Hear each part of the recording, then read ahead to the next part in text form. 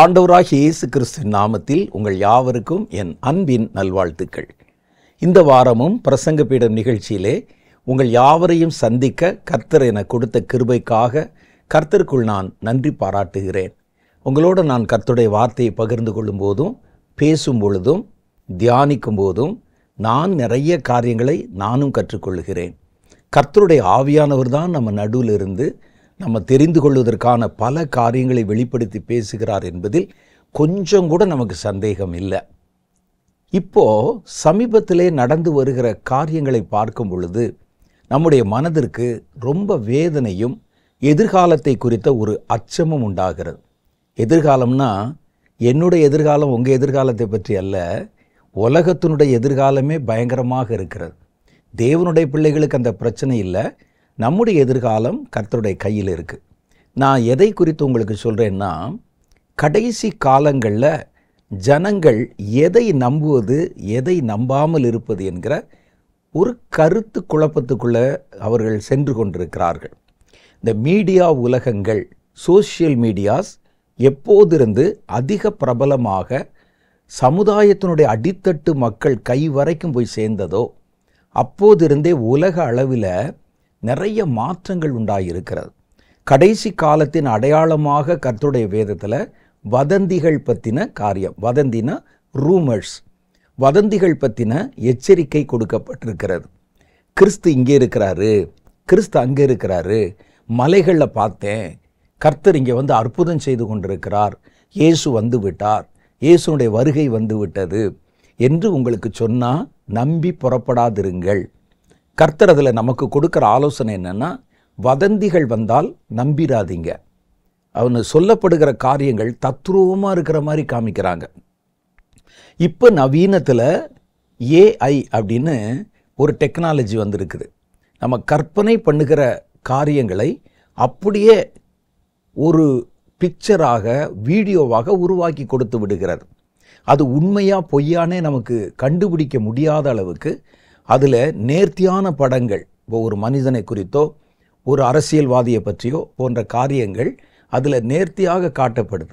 இதில் வைத்து நிறைய வதந்திகளை உண்டு பண்ணுவதற்கு வாய்ப்பு இருக்கிறது. அது வெகு வேகமாக சமுதாயத்து நடுவிலே போய்கொண்டிருக்கிறது. எந்த ஒரு காரியம் சொன்னாலும் வதந்திகள் என்றால் நீங்கள் அதை உடனே நம்பிடக்கூடாது. கர்த்தருடைய பிள்ளைகள் சர்ப்பத்தை போல வினாவுள்ளவர்களாகவும் இருக்க வேண்டும் என்று வேதம் நமக்கு எச்சரித்து சொல்லுகிறது. ஏன் இப்படிப்பட்ட வதந்திகளை கொண்டு வருகிறார்கள்? இது சாத்தானுடைய தந்திரத்தில் ஒன்று. சாத்தான் யாராவது ஒரு ஆளை இப்போ இருக்கிற சமுதாயத்திலேயே ஒரு மனிதனை நல்லவனாக சித்தரித்து விடவும் முடிகிறது. ஆனால் உண்மையிலே பார்த்தீங்கன்னா கெட்டவனாக இருப்பான். இதில் நமக்கு சொல்லப்படுகிற பகிரப்படுகிற தகவல்கள் அப்படியே சொல்லிகிட்டே இருக்கிறாங்க. இவர் நல்லவர், வல்லவர், உண்மையானவர், உத்தமர், தேவதூதர், இவர் தான் நமக்கு ஒரு பெரிய விடுதலையை தருகிறார், அப்படி இப்படிலாம் சொல்லி சொல்லி கருத்தேற்றம். எல்லாருமா இதை நல்லா கவனிச்சிருவாங்க. பார்த்த உடனே அதை நம்புவதற்கு ஒரு பெரிய கூட்டம் இருக்குது. அவர்களுக்கு அப்படி கருத்தேற்றம் பண்ண பண்ண பண்ண அது உண்மையோ என்று நம்ப ஆரம்பிச்சிடறாங்க. இது உலக அரசியலில் இருந்து உள்ளூர் அரசியல் வரைக்கும் அவர்கள் எதை ப்ராஜெக்ட் பண்ண விரும்புகிறார்களோ, எதை நீங்கள் நம்ப வேண்டும், நம்ப வைக்கணும்னு நினைக்கிறாங்களோ அதை குறித்த வதந்தியான பொய்யான தகவல்களை தீவிரமாக பரப்பி கொண்டிருக்கிறாங்க.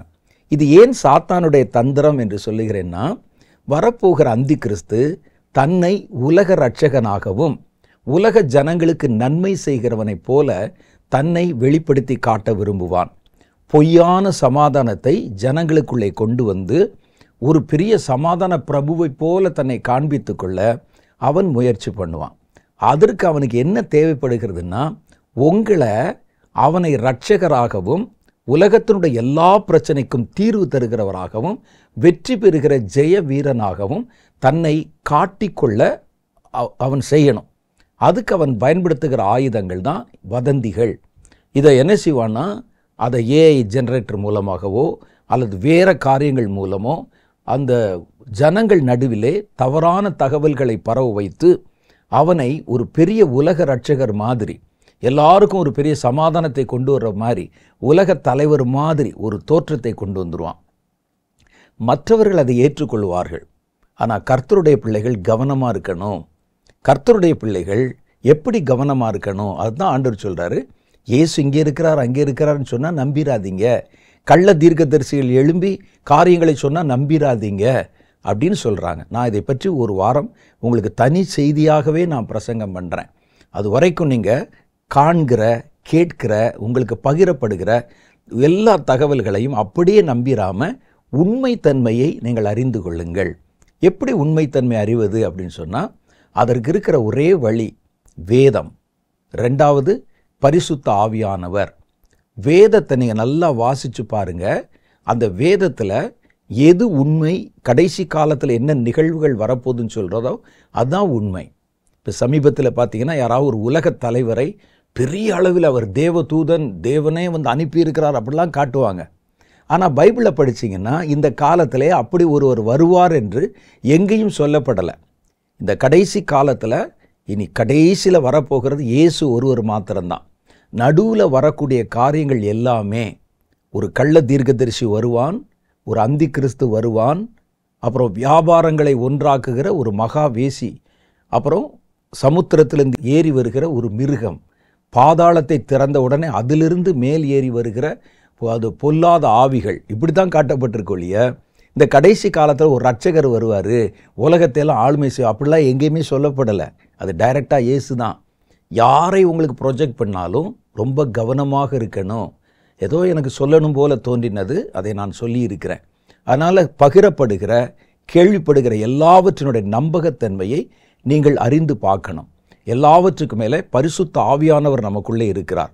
நீங்கள் அவருக்கு இடம் கொடுத்தீங்கன்னா அவர் எது நன்மை, எது தீமை, எது வெளிச்சம், எது இருள், எது மனிதர்களால் உண்டாக்கப்பட்டது, எது சாத்தானால் உண்டாக்கப்பட்டது, எது தேவனால் உண்டாக்கப்பட்டது, எல்லாவற்றுக்கு உண்டான காரியங்களை காமிச்சிருவார்.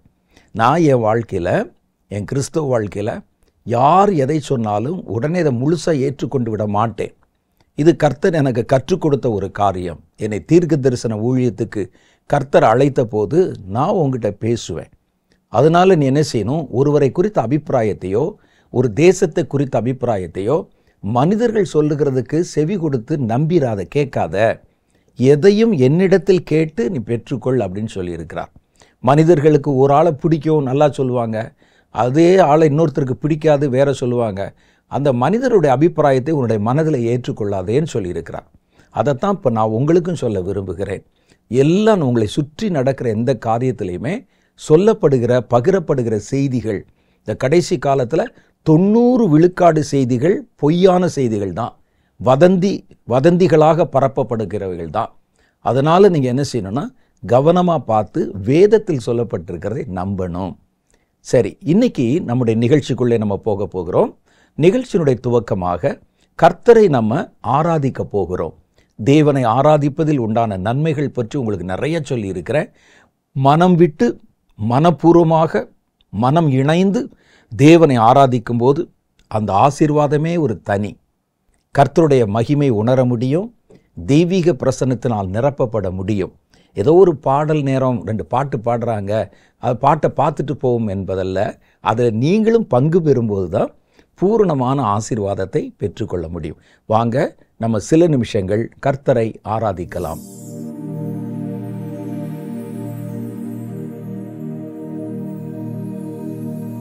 மகிமை உமது, மகத்துவம் உமது, கிருபையும் உமது,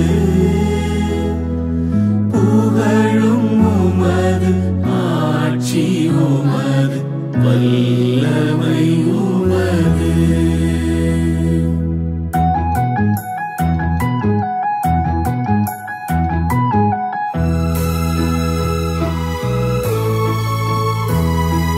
மகிமை உமது, மகத்துவம் உமது, கிருபையும் உமது,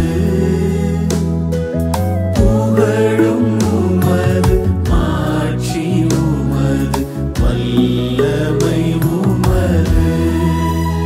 நீர் நல்லவர், நீர் வல்லவர், நீர் உன்னதர், நீர் உயர்ந்தவர், நீர் நல்லவர், நீர் வல்லவர், நீர் உன்னதர், நீர் உயர்ந்தவர்.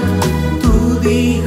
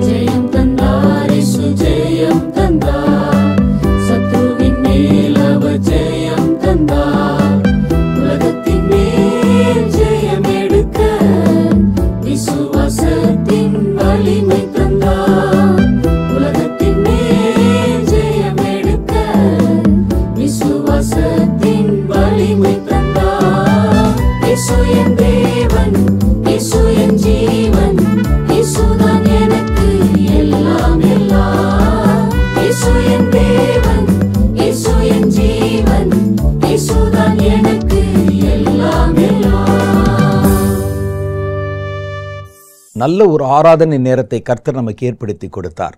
மனம் விட்டு நாமும் தேவனை துதித்து ஆராதித்த போது மகிமையான தேவனுடைய பிரசன்னத்தை நம் பக்கத்திலே நம்மால் உணர முடிந்தது. இப்போ அடுத்து நம்ம என்ன செய்ய போகிறோம்? தேவ பிரசன்னத்தோட கர்த்தர் நமக்கு வெளிப்படுத்தி சொன்ன சில முக்கியமான காரியங்களுக்காக ஜெபம் பண்ண போகிறோம். கர்த்தர் தீர்க்க தரிசனமாய் பல காரியங்களை வெளிப்படுத்தி பேசுவதே நாம் அதற்காக ஜெபம் பண்ண வேண்டும் என்பதற்காகத்தான். முக்கியமான நோக்கம் ஜெபம் பண்ண வேண்டும் என்பது.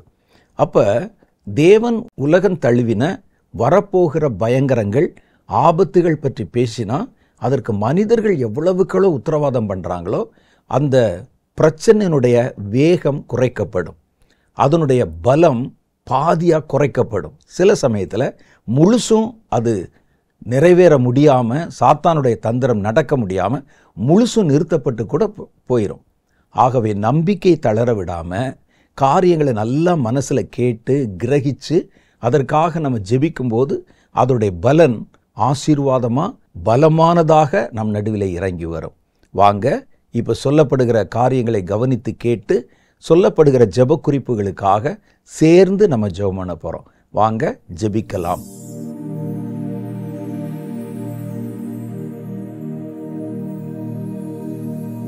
Praise the Lord. இந்த நாள்ல நம்ம எல்லாருமே சேர்ந்து மன்றாடி ஜெபிக்க போற ஒரு காரியம் எதற்காக அப்படின்னு சொன்னா, நெருப்பினால நம்முடைய தேசங்கள்ல உண்டாக்குற பயங்கரங்கள் இருந்து தேவனாகிய கர்த்தர் நம்மை பாதுகாத்து கொள்ளணும் அப்படிங்கிறதுக்காக போராடி ஜெபிக்க போறோம். நெருப்பு கண்டுபிடிக்கப்பட்டதற்கு பின்னாலதான் மனிதர்களுடைய நாகரிகமே வளர துவங்குச்சு அப்படின்னு சொல்லி சரித்திரம் நமக்கு சொல்லுது. நம்முடைய வாழ்க்கையில ரொம்ப பெரிய உதவியாக இருக்கிறது நெருப்பு. ஒரு நாள் நம்ம ஆரம்பிக்கிற பொழுதே குக்கிங்ல இருந்து எல்லா காரியத்திற்குமே நெருப்பு ரொம்ப அத்தியாவசியமான ஒரு தேவையாக, ஒரு உதவிகரமாக தான் நமக்கு இருக்கு. ஆனா அதே நெருப்பே இந்த கடைசி நாட்கள்ல நிறைய தீமைகளையும் அழிவுகளையும் இழப்புகளையும் இந்த நாட்கள்ல ஏற்படுத்தப்பட்டு கொண்டே வருகிறத நம்ம பார்க்கிறோம்.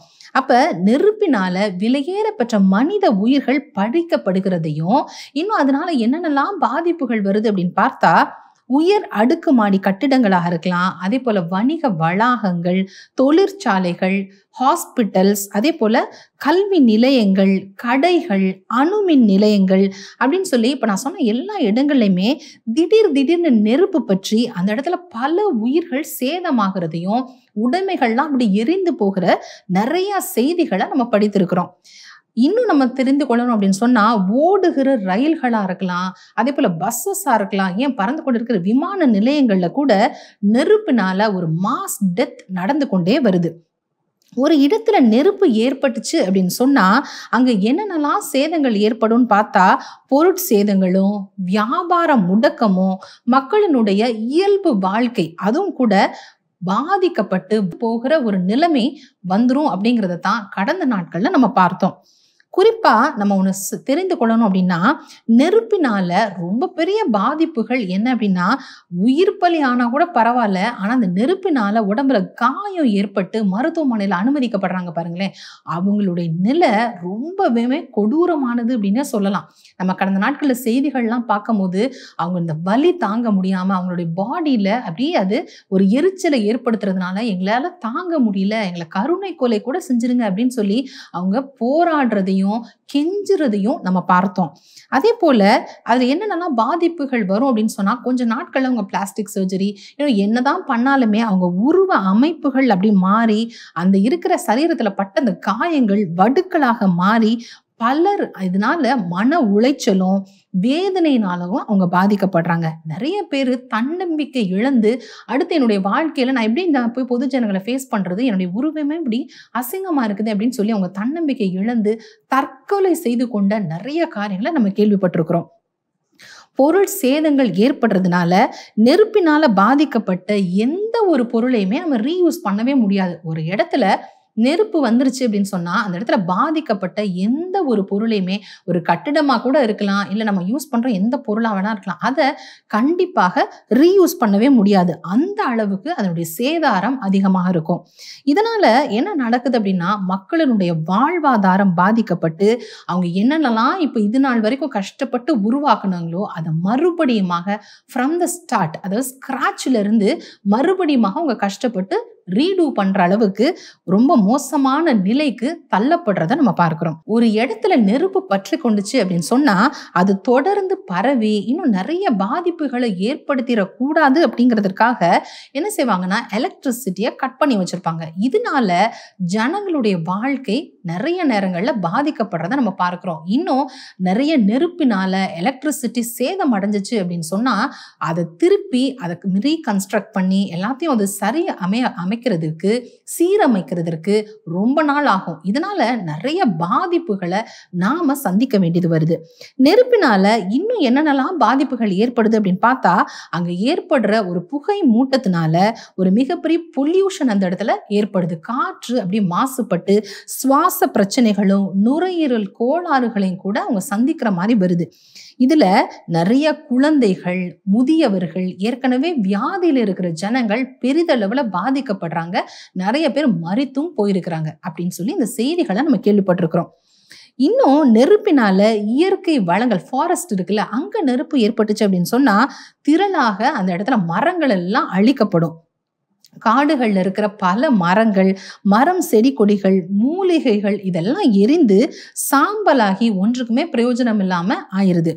காட்டு தீ ஏற்படுறதுனால ஒரு மிகப்பெரிய ஒரு பாதிப்பு என்னன்னு பார்த்தா அந்த காட்டுக்குள்ள வாழ்ந்து கொண்டு இருக்கிற அனிமல்ஸ் இருக்குல்ல, அந்த மிருகங்கள், அது ஊருக்குள்ள வந்துருது. இன்னும் நெருப்பினால இந்த காடுகள் அழியறதுனால குளோபல் வார்மிங், அதாவது வெப்பம் ரொம்ப அதிகரிக்க ஆரம்பிக்கும். நம்மளால அந்த வெப்பத்தை தாங்கவே முடியாத அளவுக்கு, ஏன்னா அங்க மரங்கள் இல்லை, காடுகள்லாம் அழிந்து போயிருச்சப்ப ரொம்ப அதிகமாக ஒரு ஹாட்டா நம்ம சிச்சுவேஷன் மாறுறதை நம்ம பார்க்கிறோம்.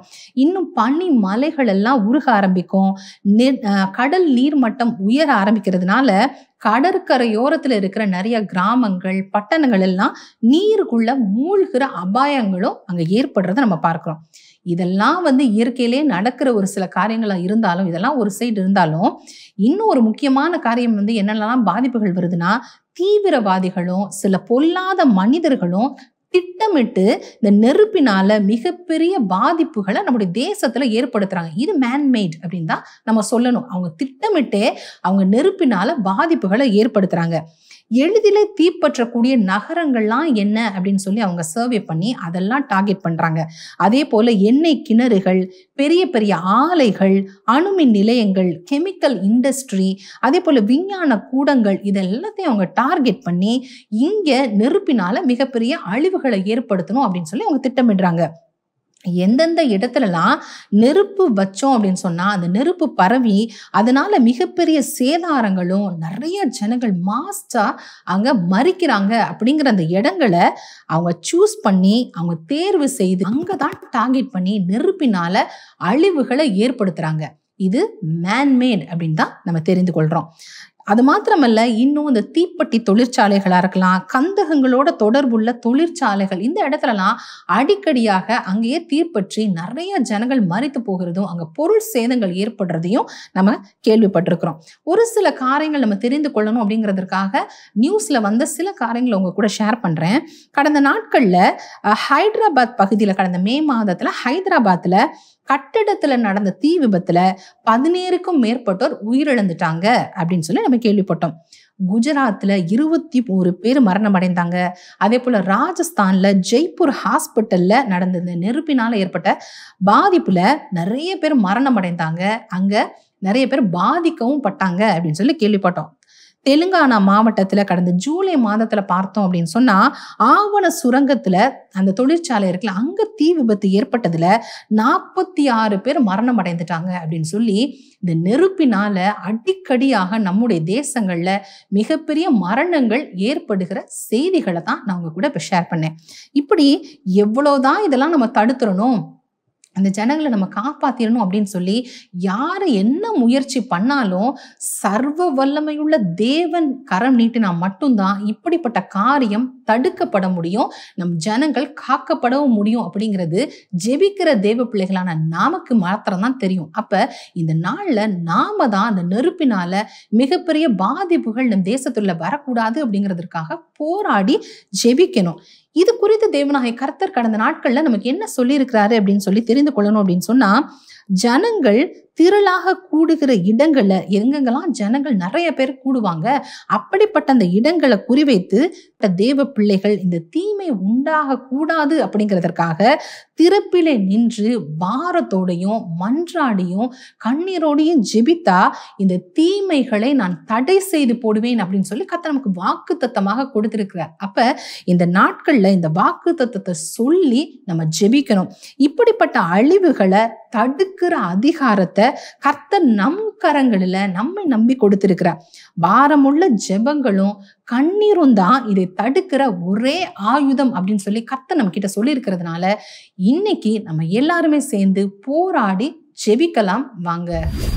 முதல் காரியமாக நம்முடைய தேசத்துல நெருப்பினால உண்டாகிற கூட்டமான மரணங்கள், அதாவது ஒரு மாஸ் டெத், அது தடுக்கப்படவும், பொருள் சேதங்கள் என்னென்னலாம் நம்முடைய தேசத்துல ஏற்படுதோ அதெல்லாம் தடுக்கப்பட்டு போகணும் அப்படிங்கிறதுக்காகவும் ஜனங்கள் கூடுகிற இடங்கள், ஒரு பள்ளிகளா இருக்கலாம், அதே போல கல்லூரிகள், வணிக வளாகங்கள், ஹாஸ்பிட்டல்ஸ், தொழிற்சாலைகள், இந்த இடத்துல எல்லாம் தேவ பாதுகாப்பு இந்த நாட்கள்ல கடந்து வரவும், அதே போல ஓடிக்கொண்டிருக்கிற ட்ரெயின்ஸ், பஸ்ஸஸ், அதே போல விமானங்கள், இந்த இடத்துலலாம் நெருப்பினால மிகப்பெரிய சேதங்கள் வரக்கூடாது அப்படிங்கிறதுக்காகவும், இன்னும் காட்டு தீனால ஒரு மிகப்பெரிய பொல்யூஷன் அங்க ஏற்படுறத பார்க்கிறோம். சுவாச கோளாறுகளும் இன்னும் நிறைய பேர் அங்க மரணம் அடைகிற செய்திகளை நம்ம கேள்விப்பட்டோம். இப்படிப்பட்ட ஆபத்துகள் தடுக்கப்படணும் அப்படிங்கிறதுக்காக தேவ பிள்ளைகளான நாம ஜெபிப்போம். எங்கள் அன்பான பரலோக பிதாவே, அன்பான இயேசுவே, அடிக்கடியா எங்களோட தேசத்திலே காணப்படுகிற ஆண்டவரே இந்த தீ விபத்துகளுக்காக நாங்கள் பாரத்தோடு ஜெபிக்கிறோம் அப்பா. ஆண்டவரே அப்பா, உயர்ந்த கட்டடங்களிலும் வணிக வளாகங்களிலும் இன்னும் பள்ளிக்கூடங்களிலும் ஆஸ்பத்திரிகளிலும் ஆண்டவரே தொழிற்சாலைகளிலும் விமானங்களிலும் பஸ்ஸுகளிலும் கூட அடிக்கடியாய் கத்தாவே அப்பா தீ விபத்துகளை குறித்த செய்திகளை கேள்விப்படுகிறோமே. தேவனாகிய கத்தத்தாமே அப்பா, இவ்விதமான விபத்துகளினாலே அநேகர் மரித்து போகிறார்களே அப்பா. ஆண்டவரே அந்த அகோர விபத்திலே கத்தாவே அப்பா, ஆண்டவரே ஜனங்கள் தப்பிக்க முடியாதபடிக்கு கத்தாவே ஆண்டவரே இந்த தீயிலே மாட்டி சிக்கி கொண்டிருக்கிறார்களே.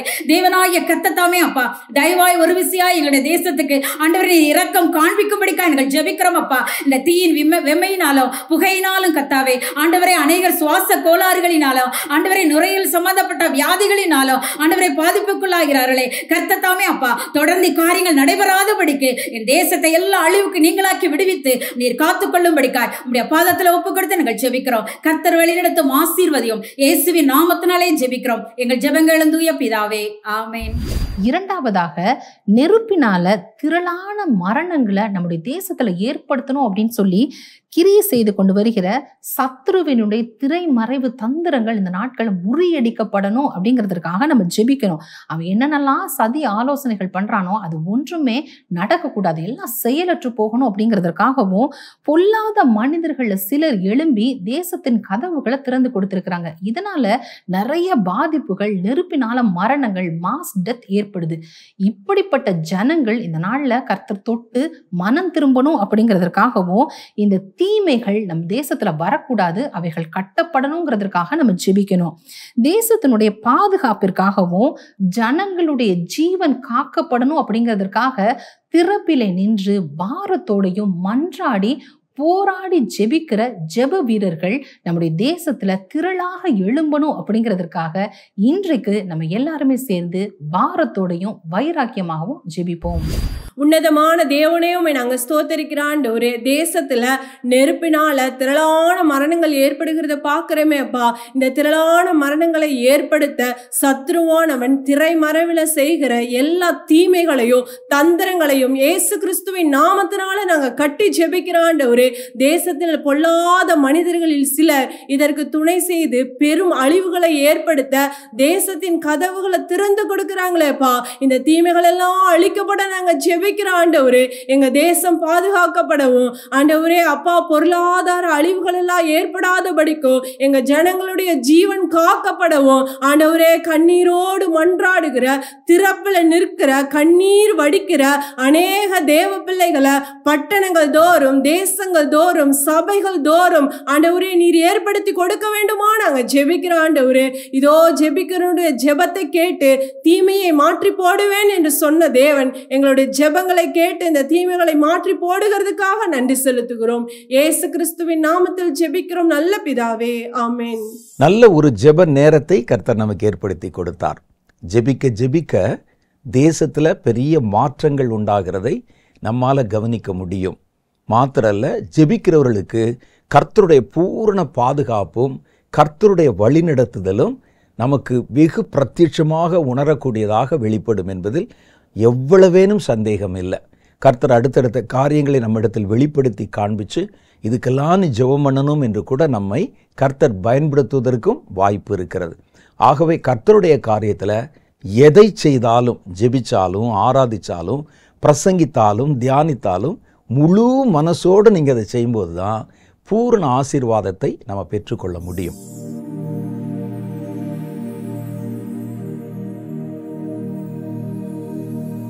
போன முறை நான் சந்தித்து கொண்ட பொழுது நம்முடைய புதிய வெப்சைட் பற்றி நான் உங்களுக்கு சில தகவல்களை உங்களுக்கு சொன்னேன். அந்த வெப்சைட்டில் நிறைய பேர் உள்ளே போய் அதை பயன்படுத்த ஆரம்பித்திருக்கிறீர்கள். அது தெரியாதவர்களுக்கு மறுபடியும் நான் சொல்ல ஆயத்தமாக இருக்கிறேன்.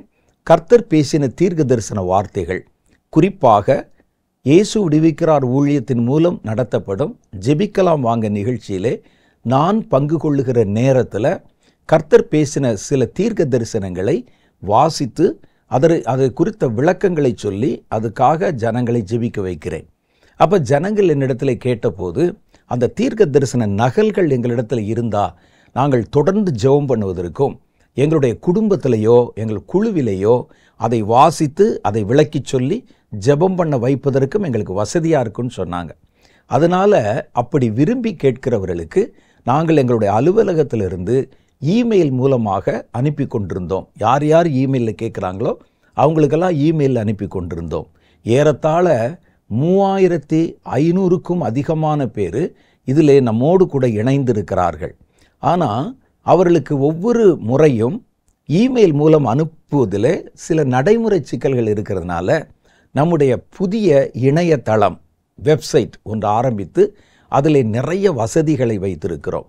இதில் வெறும் தீர்க்க தரிசன நகல்களை பெறுவது மாத்திரமல்ல, நீங்கள் நம்முடைய புத்தகங்களை வாங்க முடியும், சில புத்தகங்களை வாசிக்க முடியும், நம்முடைய நிகழ்ச்சிகளை அதில் கவனிக்க முடியும், கேட்க முடியும், நம்முடைய ஊழியங்கள் பற்றின விவரங்கள் நீங்கள் அறிந்து கொள்ள முடியும். அதுக்காக ஒரு புது வெப்சைட்டு நம்ம அறிமுகப்படுத்தி இருக்கிறோம். அதனுடைய விலாசம் vincenselvakumar.org என்பது. இந்த விலாசத்தில் இந்த இணையதள வசதியை நீங்கள் பயன்படுத்தும் போது அதற்குள்ளே நீங்கள் போய் நிறைய காரியங்களை கவனிக்க முடியும். அதில் குறிப்பாக கர்த்தர் பேசின தீர்க்க தரிசனங்கள் என்ற ஒரு பகுதி இருக்குது. அதை நீங்கள் கிளிக் பண்ணி உள்ளே போனீங்கன்னா ஒவ்வொரு வாரமும் நம்ம விளக்கி சொல்லி பேசின தீர்க்க தரிசனங்களுடைய நகல்கள் அங்கே வைக்கப்பட்டிருக்கும். நீங்கள் அதை ஸ்க்ரீனில் போட்டும் வாசிக்கலாம், அதை நீங்கள் டவுன்லோட் பண்ணி கொள்ளலாம், அதை நீங்கள் பிரிண்ட் அவுட்டும் எடுத்துக்கொள்ளலாம். அதற்குண்டான எல்லா வசதிகளும் அங்கே வைக்கப்பட்டிருக்கிறது. நீங்கள் இமெயில் போட்டு எங்களிடத்திலிருந்து பதில் பெற்று அதன் மூலம் பெறுவதை விட நீங்களாக இதை பயன்படுத்த முடியும். அதை எப்படி பயன்படுத்துவது என்பதை குறித்த ஒரு சின்ன வீடியோ கிளிப்பிங் இருக்கிறது.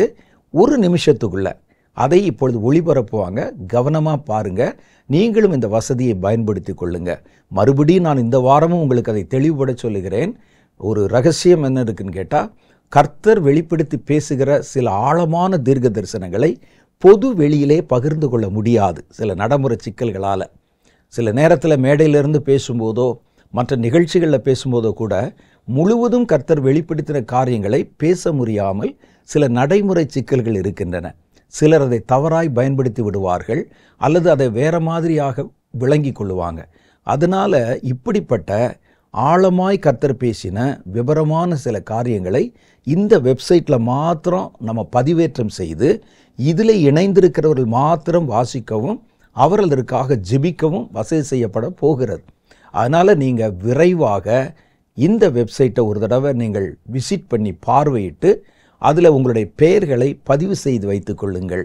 ஒவ்வொரு முறை புதிய செய்திகள், புதிய தீர்க்க தரிசனங்கள் வெளிப்படுத்தப்படும் போது நோட்டிஃபிகேஷன் வரும் உங்களுக்கு. நீங்கள் அதை கிளிக் பண்ணி பார்த்தீங்கன்னா காரியங்களை விளங்கி கொள்ள முடியும். இப்போ வாங்க அந்த சின்ன கிளிப்பிங்கை 1 நிமிஷம்தான், 1 நிமிஷத்துக்குள்ள அதை பார்த்து விட்டு கர்த்தருடைய செய்திக்குள்ளே கடந்து போகலாம். vincenselvakumar.org என்ற இணையதளத்தில் வாராந்திர தீர்க்க தரிசனங்களை பெற இந்த எளிய வழிமுறையை பின்பற்றவும். முதலில் கூகுள் இணையதளத்தில் vincentselupmar.org என்று சர்ச் செய்யுங்கள். பிறகு முடிவுகளிலிருந்து அதிகாரப்பூர்வமான வெப்சைட்டை கிளிக் செய்யுங்கள். ஹோம் பேஜ் ஓபன் ஆனதும் மெனு ஆப்ஷனை கிளிக் செய்து ப்ராஃபசிஸ் என்ற ஆப்ஷனை செலக்ட் செய்யுங்கள். உங்கள் இமெயில் ஐடி மற்றும் பாஸ்வேர்டை பதிவு செய்தவுடன் உங்கள் இமெயில் ஐடியில் ரிசீவ் ஆன OTP எண்ணை பதிவு செய்யுங்கள். லாகின் ஆன பிறகு மாதம் வாரியாகவும் வாரம் வாரியாகவும் தீர்க்க தரிசனங்கள் இருப்பதை நீங்கள் பார்க்கலாம். எந்த தீர்க்க தரிசனத்தை பார்க்க வேண்டுமோ அந்த மாதம் அல்லது வாரத்தை தேர்வு செய்தவுடன் அந்த மாதம் வாரத்திற்கான தீர்க்க தரிசனத்தை நீங்கள் திரையில் பார்க்க முடியும். தீர்க்க தரிசன இமேஜை கிளிக் செய்தால் முழு தீர்க்க தரிசனத்தையும் உங்களால் பார்க்க இயலும். நீங்கள் அதை சேவ் பண்ண விரும்பினால் டவுன்லோட் ஆப்ஷனை கிளிக் செய்யுங்கள். தீர்க்க தரிசனத்திற்காக ஜெபியுங்கள். மற்ற ஜெப வீரர்களுக்கும் பகிர்ந்து கொள்ளுங்கள். இப்போ அந்த வீடியோ கிளிப்பிங்கை பார்த்தீங்களா? அதை எப்படி பயன்படுத்துவது, எப்படி அதில் சைன்இன் பண்ணுவது, எப்படி எங்களோடு கூட ஒரு தொடர்பில் இணைந்து கொள்வது என்பதை பற்றின விவரங்கள் அங்கே சொல்லப்பட்டது. இது மாத்திரல்ல, இதே மாதிரி வேறொரு இணையதளமும் நம்மிடத்தில் இருக்கிறது. voiceofjesusministry.com. இந்த விலாசத்துக்குள்ளே நீங்கள் போனீங்கன்னா வேறு ஒரு வெப்சைட் இருக்குது. இதில் நம்முடைய நிகழ்ச்சிகளை பார்ப்பதோடு மாத்திரம் இல்லாமல் நம்முடைய பத்திரிகைகள், நம்ம இப்போ புதிதாக வெளியிட்டு கொண்டிருக்கிற மாதாந்திர பத்திரிகை, ஒரு காலத்தில் நம்முடைய பத்திரிகைகளை தபாலில் போஸ்டில் நம்ம அனுப்பி கொண்டிருந்தோம். அது நடைமுறையிலே நிறைய சிக்கல் இருக்கிறது. அதனால் அந்த பத்திரிகை ஊழியம் கொஞ்ச நாள் நிறுத்தப்பட்டிருந்தது. இப்போ இந்த பத்திரிகைகள் இந்த இணையதளம் வழியாக மாதந்தோறும் வெளியிடப்படுகிறது. என்னுடைய ஊழியத்தை முதல் அடையாளம் காட்டினது பத்திரிகை ஊழியங்கள் தான். 1984 வருஷத்தில் நம்முடைய பத்திரிகை ஊழியம் ஆரம்பிக்கப்பட்டது. சின்ன அளவில், அப்போல்லாம் பார்த்திங்கன்னா ட்ரெடில் மிஷின் அப்படின்னு சொல்லுவாங்க, கையிலே எழுத்துக்களை கோர்த்து அச்சடிப்பாங்க. அந்த நிலைமையில் இருக்கும்போதே நம்ம பத்திரிகை ஆரம்பித்து படிப்படியாக பத்திரிகை நடத்தினோம். பத்திரிகை மூலம் பல செய்திகள் நம்ம தெரிந்து கொள்வதற்கும் நம்ம தியானிப்பதற்கும் சரித்திரம் சம்பந்தப்பட்ட காரியங்கள், ஆவிக்குரிய காரியங்கள் நிறையா இருக்கும். ஜனங்கள் ரொம்ப அதிகமாக விரும்பி படித்து கொண்டிருந்தார்கள். இப்போ இந்த பத்திரிகை மறுபடியும் இணையதள பத்திரிகையாக நம்ம வெளியிடுகிறோம். அப்போ இந்த வெப்சைட்டுக்குள்ளே நீங்கள் போனீங்கன்னா மாதாந்திர பத்திரிகையை இதன் மூலமாக நீங்கள் பதிவிறக்கம் செய்யவும் செய்யலாம், ஸ்க்ரீனில் நீங்கள் வாசிக்கவும் செய்யலாம்.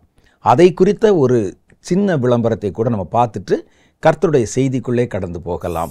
voiceofjesusministries.com என்ற இணையதளத்தில் மாதாந்திர தீர்க்க தரிசன இதழ்களை பெற இந்த எளிய வழிமுறைகளை பின்பற்றவும்.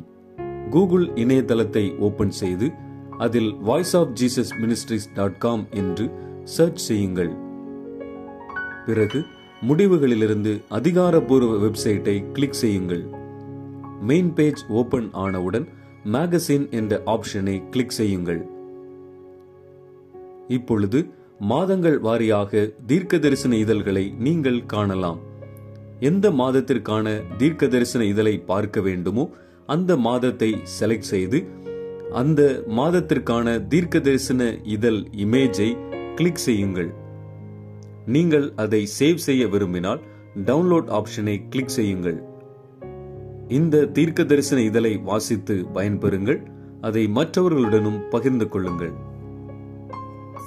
இந்த கடைசி காலத்தில் நான் உங்களோட பேசுவதற்கு நிறைய செய்திகள் இருக்கிறது.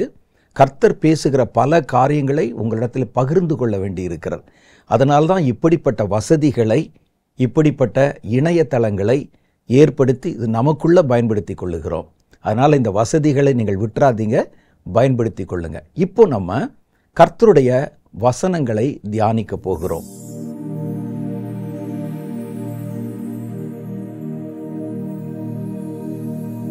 இன்றைய நம்முடைய தியானத்திற்கென்று நான் தெரிந்து கொண்டிருக்கிற வேத பகுதி எபிரேயருக்கு எழுதின நிருபம் 12வது அதிகாரம் 5, 6 ஆகிய வசனங்கள்.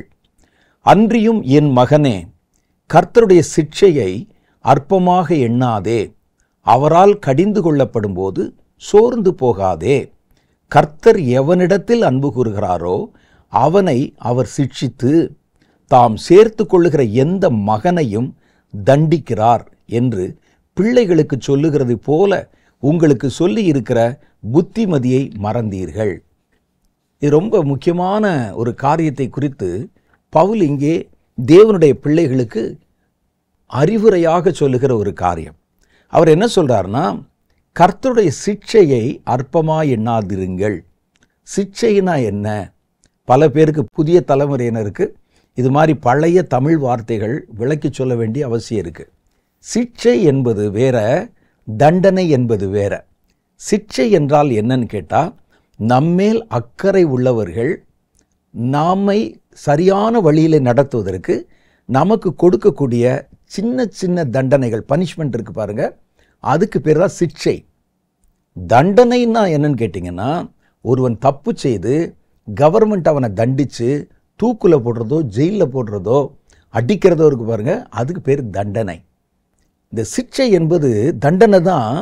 ஆனால் அது நம்மேல் அக்கறை உள்ளவர்கள் நாம் இன்னும் அதிகமாக வளரணும் அல்லது நம்ம சரியாக அந்த காரியத்தை செய்யணும் என்பதற்காக நமக்கு அன்பின் நிமித்தம் கொடுக்கிற சின்ன சின்ன தண்டனை இருக்கு பாருங்க, அந்த தண்டனைக்கு பேர் தான் சிட்சை என்பது பெயர். ஒரு தகப்பன் தன் பிள்ளையை கண்டிக்கிறதுக்கும் தண்டிக்கிறதுக்கும், ஒரு தாய் தன் பிள்ளையை தண்டிக்கிறதற்கும், ஒரு ஆசிரியர் தன் மாணவனை தண்டிக்கிறதற்கும், அல்லது ஒரு அரசாங்கம் ஒரு குற்றவாளியை தண்டிக்கிறதுக்கும் வித்தியாசம் இருக்கு.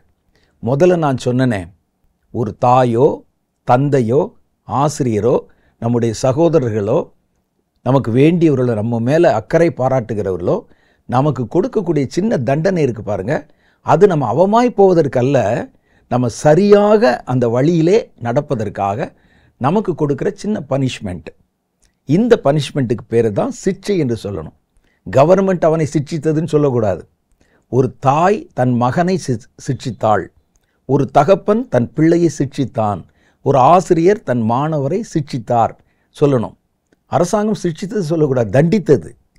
அப்போ இதில் நம்ம பார்க்கும்போது நம்ம மேலே அக்கறை வைத்து நம்ம கொஞ்சம் வழி விலகும் போதோ, நம்ம அறியாமையிலே சில தவறுகள் செய்யும் போதோ நம்மை திருத்தி சரியாக அதை செய்ய வைக்கிற கொடுக்கப்படுற தண்டனை இருக்கு பாருங்க, அதுக்கு பேர் தான் சிட்சை அப்படின்னு சொல்லணும். வேதம் சொல்லுது, கர்த்தரும் தம்முடைய பிள்ளைகளை சிட்சிக்கிறார். தகப்பன், தாய், ஆசிரியர், நம் மேலே அக்கறை உள்ளவர்கள், அந்த லிஸ்ட்டில் முதல்ல வருவது கர்த்தர். கர்த்தர் தம்முடைய பிள்ளைகளை சிட்சிக்கிறார். அது தண்டனை இல்லை. கர்த்தர் தண்டிச்சார்னா யாரும் தாங்க முடியாது. தண்டனை என்பது வேற. தண்டனைன்னா அழிஞ்சிருவாங்க அல்லது அவர்கள் அவமாகி விடுவார்கள். இது அவமாக்குவதற்கல்ல, அவர்களை வளர்ப்பிப்பதற்கு, அவர்களை இன்னும் சரியாக தங்களுடைய பாதையிலே அவர்கள் நடத்தப்படுவதற்கு, அவர்களுக்கு உதவி செய்வதற்காக கர்த்தர் கொடுக்கிறது. இப்படி கர்த்தர் தாம் நேசிக்கிற பிள்ளைகளை சிட்சிக்கும் போது அந்த சிட்சையை அற்பமாய் நினைச்சிடாதீங்க. அவரால் நீங்கள் கடிந்து கொள்ளப்படும் போது சோர்ந்து போகாதீங்க என்று அவர் சொல்லுகிறார். அப்ப கர்த்தர் சிட்சிக்கவும் செய்வார், தண்டிக்கவும் செய்வார். அப்ப இதை நம்ம எப்படி விளங்கி கொள்வது அப்படின்னா, கர்த்தர் சிட்சிக்கிறாரா தண்டிக்கிறாரா அப்படின்னா, கர்த்தர் தம்முடைய பிள்ளைகளை சிட்சிக்கிறார். தம்முடைய பிள்ளைகள் இருக்காங்க பாருங்க, நம்ம எல்லாம் பெர்ஃபெக்டாக ஓடிடுவோமா? ஏதாவது ஒரு இடத்துல ஒரு தப்பு நடந்துடும், ஊழியத்தில் ஒரு தப்பு நடந்துடும், வாழ்க்கையில் ஒரு தப்பு நடந்துடும். அப்போ கர்த்தர் ஒரு அடி போட்டு நம்மை மறுபடியும் சரியான இடத்துல கொண்டு வந்து ஓட வைக்கிறார். இந்த தண்டனைக்கு பேர் சிட்சை. இன்னொன்று இருக்குது, கர்த்தர் அதே நேரத்தில் சிட்சிக்கிறவர் மாத்திரமல்ல, அவர் நீதியுள்ள நியாயாதிபதி, தண்டிக்கிறவர். யாரை தண்டிக்கிறார்னா, பாவிகள் உலகத்தில் பாவம் செய்து தேவனுடைய காரியங்களை அவமாக்கி அப்படி இருக்கிறாங்க பாருங்க, அவர்கள் மேல் கர்த்தர் கொடுக்குற அடிக்கு பேர் தண்டனை. அதில் அவர்கள் அவமாகி விடுவார்கள் அல்லது அழிஞ்சே போயிடுவாங்க. அந்த இடத்துல தண்டனை என்ற வார்த்தை பயன்படுத்தணும். கர்த்தர் தம்முடைய பிள்ளைகளுக்கு நடுவிலே கொடுக்கக்கூடிய தண்டனைகளுக்கு சிட்சை என்கிற வார்த்தையை பயன்படுத்தணும். இப்போ இதில் பாருங்களேன், ஒரே சம்பவத்தில் ரெண்டு காரியத்தை குறித்து வேதம் சொல்லுது. ஒன்று சிட்சை, ஒன்று கர்த்தருடைய தண்டனை. எண்ணாகம புஸ்தகம் 12வது அதிகாரம் 2 சில வசனங்கள் 1 படிச்சிடலாம். எத்தியோப்பிய தேசத்து ஸ்திரீயை மோசே விவாகம் பண்ணினபடியினால் மிரியாமும் ஆரோனும் அவன் விவாகம் பண்ணின எத்தியோப்பிய தேசத்து ஸ்திரீ நிமித்தம் அவனுக்கு விரோதமாய் பேசி.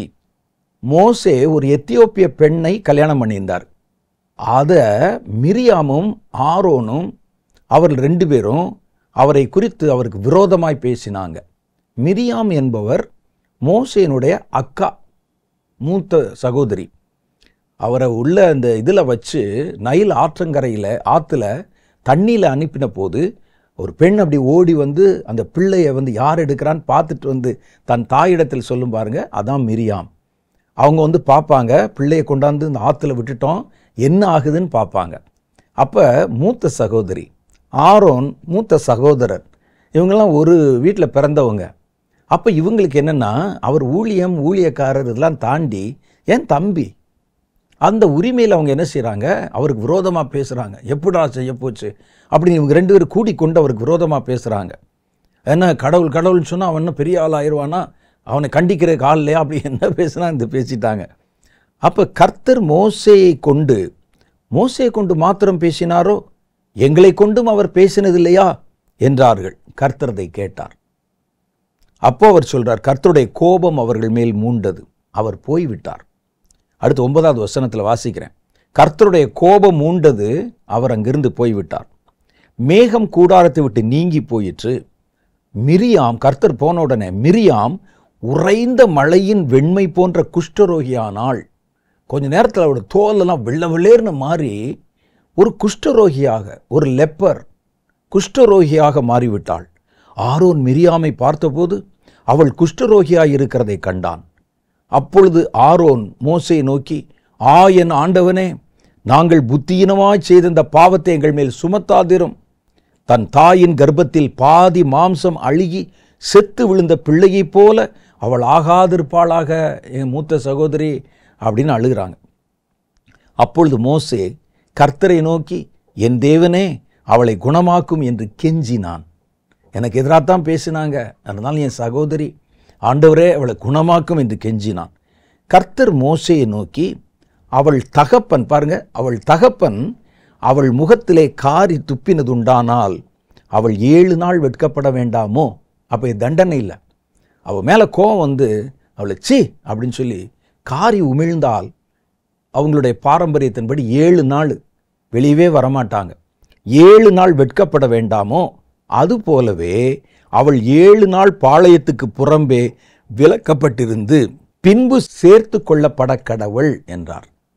அப்படியே மிரியாம் 7 நாள் பாளையத்துக்கு புறம்பே விலக்கப்பட்டிருந்தாள். மிரியாம் சேர்த்து கொள்ளப்படும் மட்டும் ஜனங்கள் பிரயாணம் பண்ணாதிருந்தார்கள் 7 நாள். மோசே வந்து சொல்கிறாரு, அவங்க இப்போ வந்து கிளம்ப முடியாது, ஒரு குஷ்டரோகியாக மாறிட்டாங்க, அதனால் 7 நாள் கர்த்தர் சொல்லி இருக்கிறார்.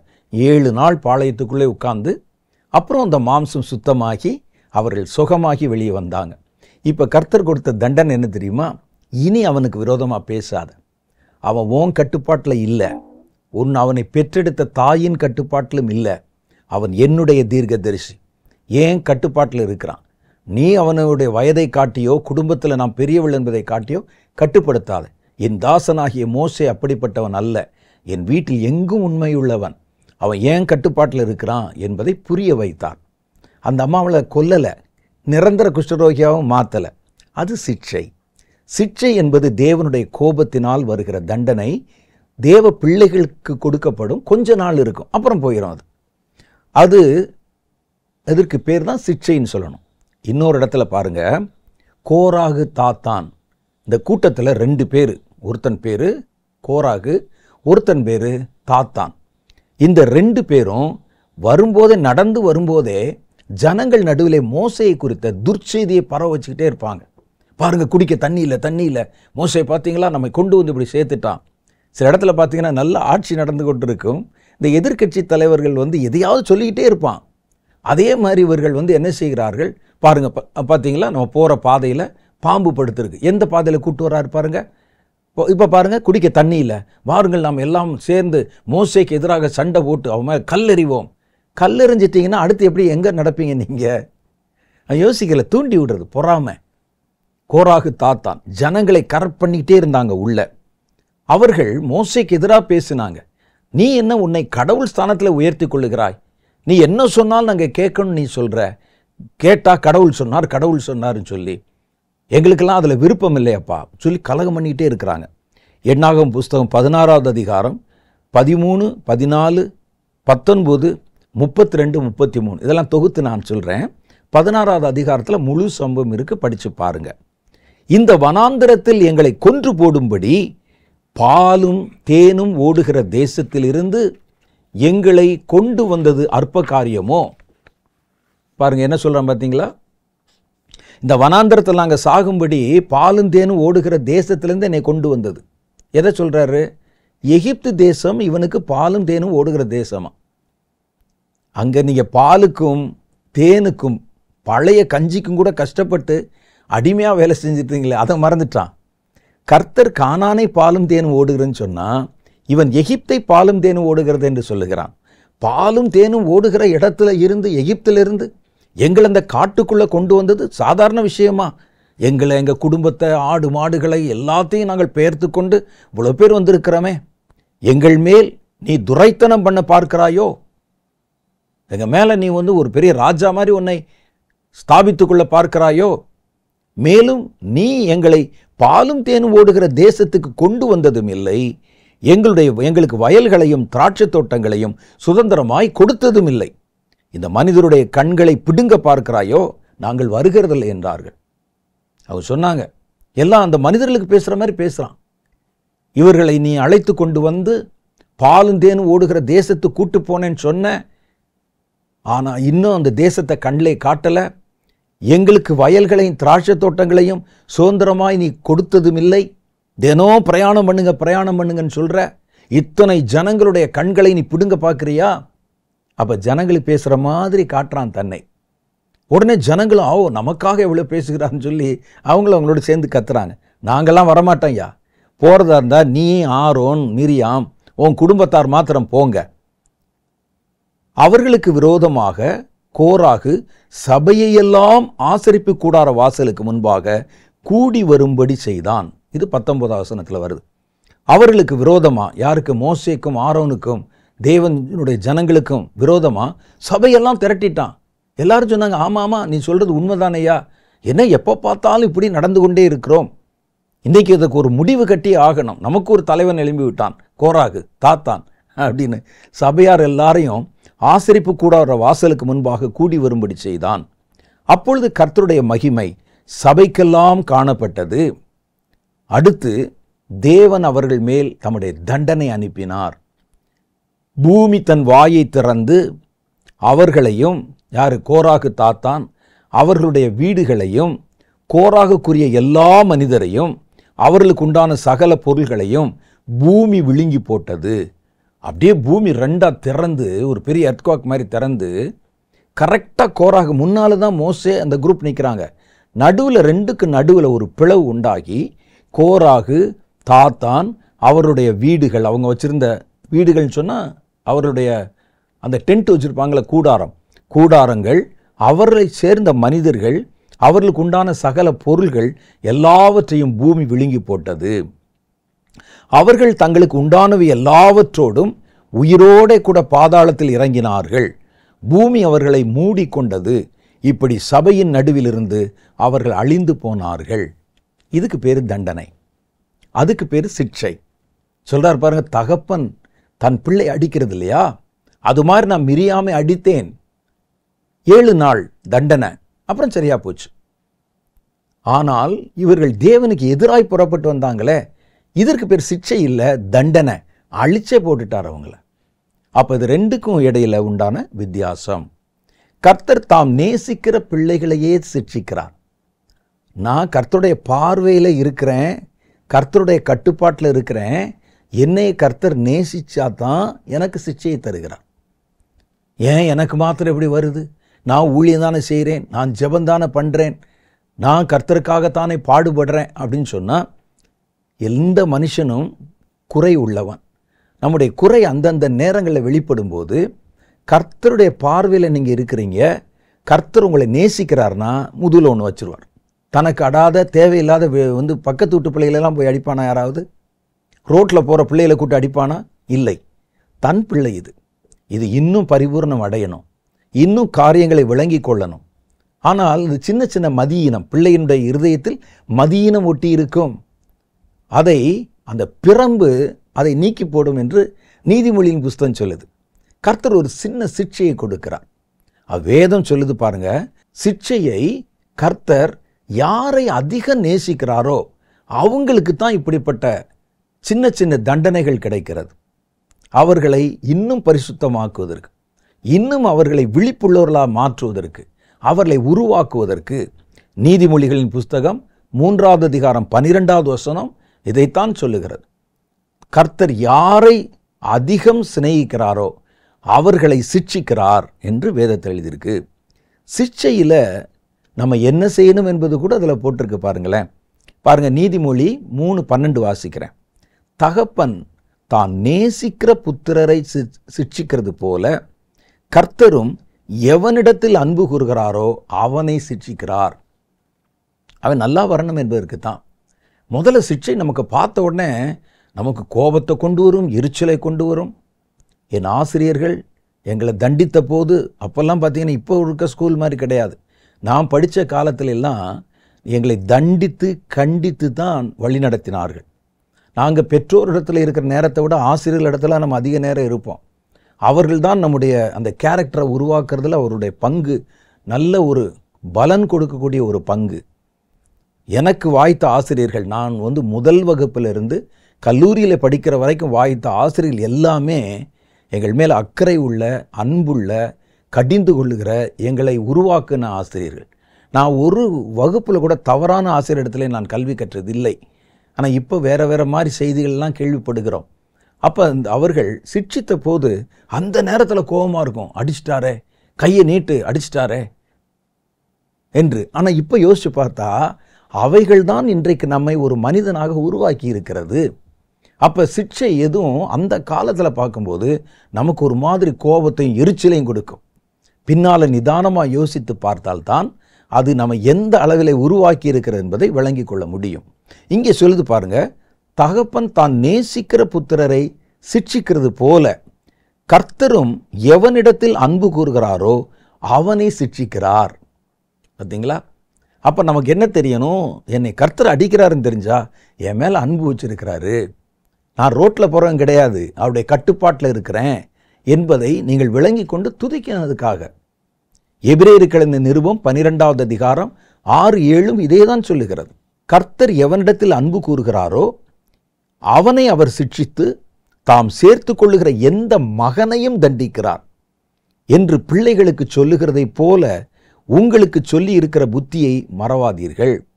நீங்கள் சிட்சையை சகிக்கிறவர்களாய் இருந்தால் தேவன் உங்களை புத்திரராக எண்ணி நடத்துகிறார் அப்படின்னு தெரிஞ்சுக்கங்க. நீங்கள் சிட்சையை சகிக்கிறவர்களாக இருந்தால் தேவன் உங்களை புத்திரராக எண்ணி நடத்துகிறார்.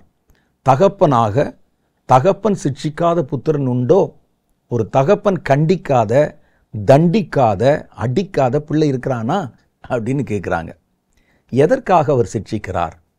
சும்மா வரும்போது இங்கே வாடா, காலையில் உன்னை அடிச்சனா? இல்லை. வா, அப்படியா சிட்சிக்கிறார்? இல்லை. அதுக்கு ஒரு காரணம் இருக்கிறது. எதற்காக சிட்சிக்கிறார்? நீங்கள் தான் ரொம்ப முக்கியமாக கவனிக்கணும். ஒன்று, பரிசுத்தத்துக்கு நாம் பங்குள்ளவர்களாகும்படி. மனிதர்கள் பிறந்த போதே பாவத்தில் பிறந்தோம். பரிசுத்தத்துக்கு நமக்கு ரொம்ப தூரம். மனிதன் இயற்கையாகவே பரிசுத்தமானவன் அல்ல. அவன் ஆதியிலே படைக்கப்பட்ட போது பரிசுத்தமாக இருந்தான்.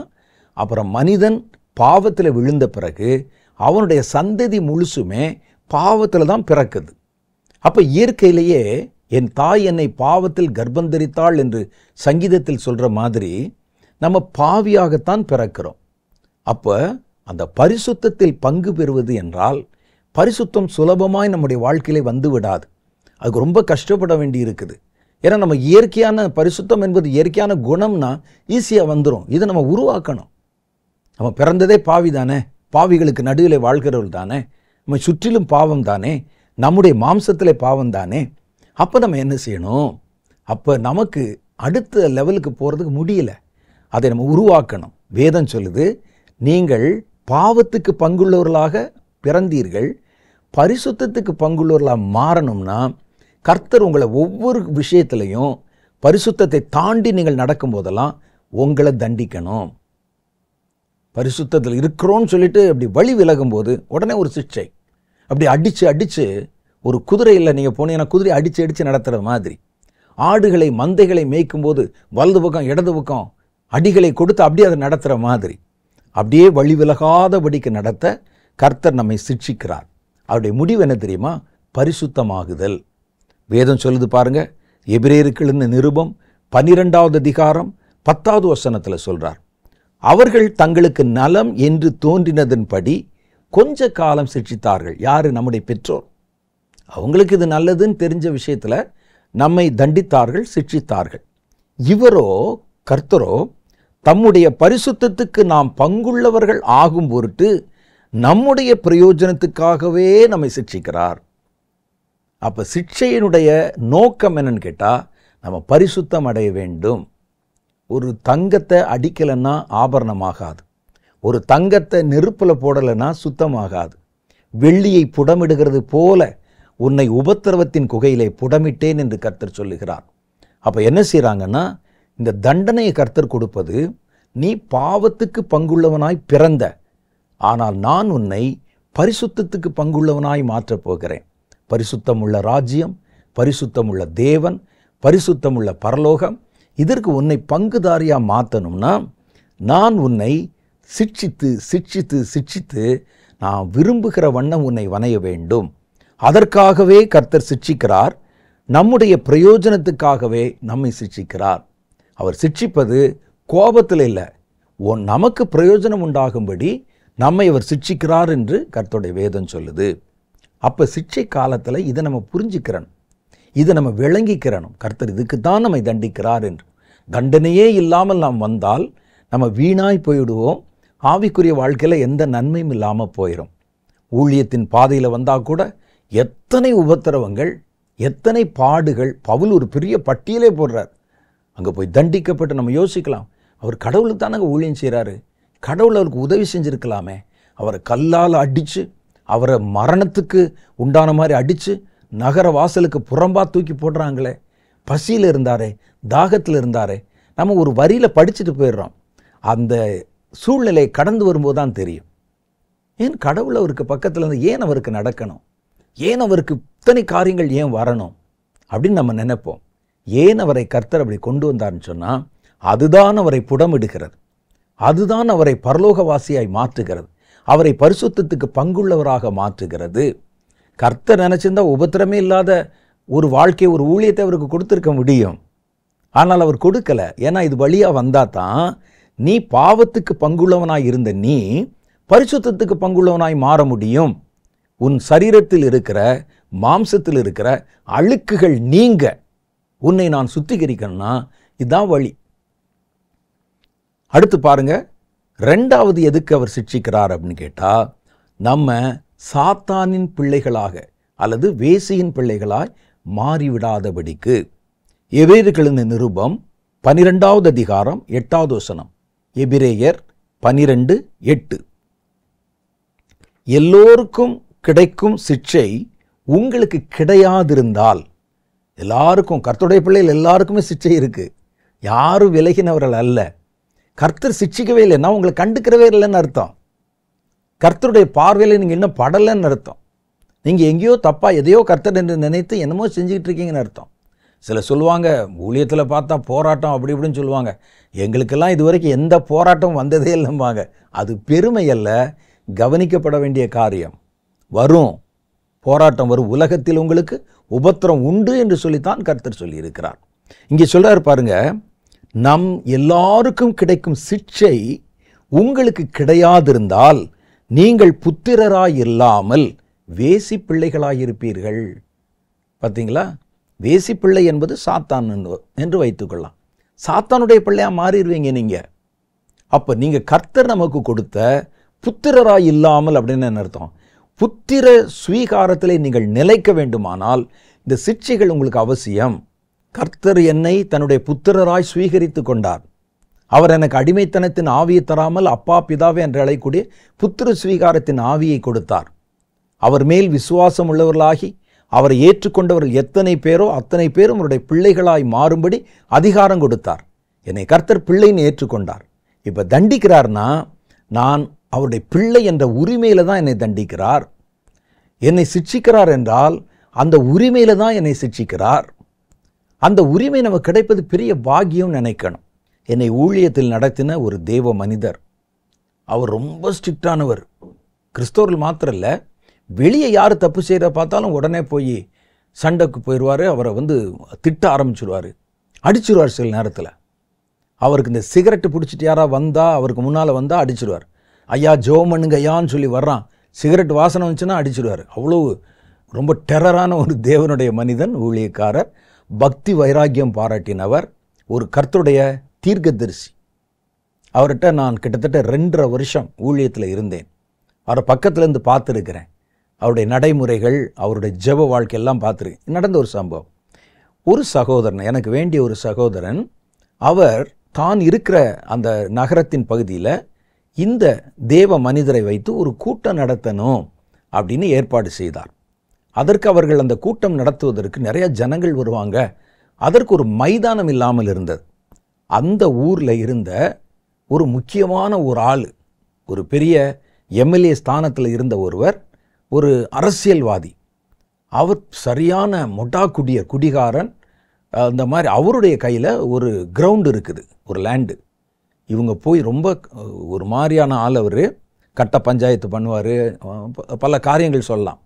இப்படிப்பட்ட ஒரு ஆள் எப்பவும் குடிச்சிட்டு கண்ணெல்லாம் சிவப்பாக இருக்கும்.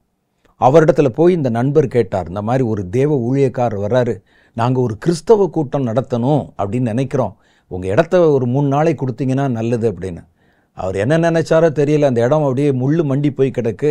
ஒரு 3 நாள் கூட்டம் நடத்தினா அந்த இடத்த சுத்தப்படுத்தி கொடுப்பாங்கன்னு சொல்லி, சரி எடுத்துக்கங்கன்னு சொல்லிட்டார். இவர்கள் அதை எடுத்து அந்த இடத்தெல்லாம் சுத்தப்படுத்தி முதல் நாள் நடக்குது. இவர் பேசின செய்தி, அங்கே பல பேருடைய பிசாசின் கட்டுகள் அறுக்கப்படுவது, இதெல்லாம் பார்த்தாங்க. இந்த இடத்தை கொடுத்தவர், அந்த அரசியல் பின்னணியில் உள்ளவர், ரொம்ப ரவுடித்தனமான ஆள். அவர் கேள்விப்பட்டார். இந்த பாஸ்டரை அழைத்து, இந்த ஊழியக்காரரை அழைத்து அவர் சொன்னார், நாளைக்கு சாயந்தர கூட்டத்துக்கு நானும் வர்றேன், என்னை நீங்கள் அந்த ஐயாட்ட கூட்டிகிட்டு போய் மேடையில் எனக்கு ஜெபம் பண்ண சொல்லணும், என்னுடைய அரசியல் வாழ்க்கை நல்லா வரணும், நான் ஆசீர்வாதமாக இருக்கணும், ஜெபம் பண்ண சொல்லணும் அப்படின்னு சொன்னார். அவர் சொன்னார், ஐயா யாராவது குடிச்சிட்டு வந்தாங்கன்னா அவருக்கு பிடிக்காது, நீங்கள் தண்ணி குடிக்காமல், அதெல்லாம் நான் பார்த்துக்கிறேன், ஒரு கோயிலுக்கு வந்தால் எப்படி வரணும் எனக்கு தெரியாதான்னு சொன்னார். அவர் சொல்லிவிட்டு அன்னைக்கு நாள் கூட்டம், 2வது நாள் கூட்டம், 2வது நாள் கூட்டத்தில் இவர் பேச போகிறதுக்கு முன்னால் இந்த போதகர் இந்த ஊழியக்காரரிடத்தில் சொல்கிறார், நமக்கு இந்த நிலம் கொடுத்தவர், இந்த ஊரில் ஒரு பெரிய புள்ளி, அரசியல் பின்னணி உள்ளவர், கொஞ்சம் முரட்டுத்தனமான ஆள், உங்ககிட்ட ஆசீர்வாதம் வாங்கணும்னு சொல்லி ஒரு 2 நிமிஷம் அவருக்கு ஜெபம் பண்ணு கேட்குறார், வர சொல்லுன்னு சொல்லிட்டார். இவர் மேடையில் ஏறி வர்றாரு. இந்த பாஸ்டர் அதை கவனிச்சிட்டார், இந்த ஊழியக்காரர் கவனிச்சிட்டார். அவர் குடிச்சிருக்கிறார், ஸ்மோக் பண்ணிட்டு வந்திருக்கிறார். நேராக இந்த பெரிய ஊழியரிடத்துல அப்படியே தன்னுடைய தலையை தாழ்த்தி எனக்கு ஜெபம் பண்ணுங்கன்னு சொன்னார். இப்போ ஜனங்கள் கூட்டம், இவர் ஓங்கி அடிச்சிட்டார் அவனை. இது நடந்த சம்பவம். ஓங்கி அடித்த உடனே மேடையில் கீழே விழுந்துட்டார் அந்த ஆள். அவ்வளோதான், இந்த கூட்டத்தை நடத்தினவருக்கு சப்த நாடியும் ஒடுங்கி விட்டது. தொலைஞ்சோம், இனிமேல் இந்த ஊரில் நம்ம ஊழியம் செய்ய முடியாது, எவ்வளோ பெரிய ஆளை ஜனங்களுக்கு முன்னால் அடிச்சிட்டாரே, என்ன நடக்க போகுதுன்னு தெரியலையே அப்படின்னு நினச்ச போது இந்த கீழே விழுந்த அந்த மனிதன் அப்படி அவருடைய காலை பிடித்து கொண்டான். காலை பிடிச்சிட்டு அழுகிறார் அந்த ஆள், அடி வாங்கி கீழே விழுந்தாள். அழுதுட்டு, ஐயா என் தாய் என் தகப்பன் என்னை இந்த மாதிரி நான் பாவம் செய்யும்போது அடிச்சிருந்தா நான் இந்த நிலைமையில் இப்படி ஒரு பாவியாக நின்றுக்க மாட்டேன்னு அழுதார். எவ்வளோ பெரிய ஆச்சரியமான காரியம் பாருங்கள். இவர் எல்லாருக்கும் சப்த நாடி ஒடுங்கி விட்டார்.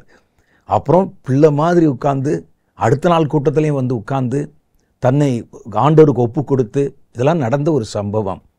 பல வருடங்களுக்கு முன்னால் நான் கேள்விப்பட்ட போது ஆச்சரியமடைந்தேன். அந்த ஊழியக்காரர் எனக்கு பர்சனலாக நல்லா தெரியும், அந்த கூட்டம் நடத்தினவரை. அவரே சொன்ன காரியம், புகைப்படமெல்லாம் எடுத்து வச்சுருந்தார். அப்போ இதில் பாருங்கள், என்னை சிட்சியாதிருந்தால், என் தாய் என்னை சிட்சிக்கலை, என் தகப்பன் என்னை சிட்சிக்கலை, அதனால தான் நான் இவ்வளோ கேவலமான பிறவியாக மாறி இருக்கிறேன்.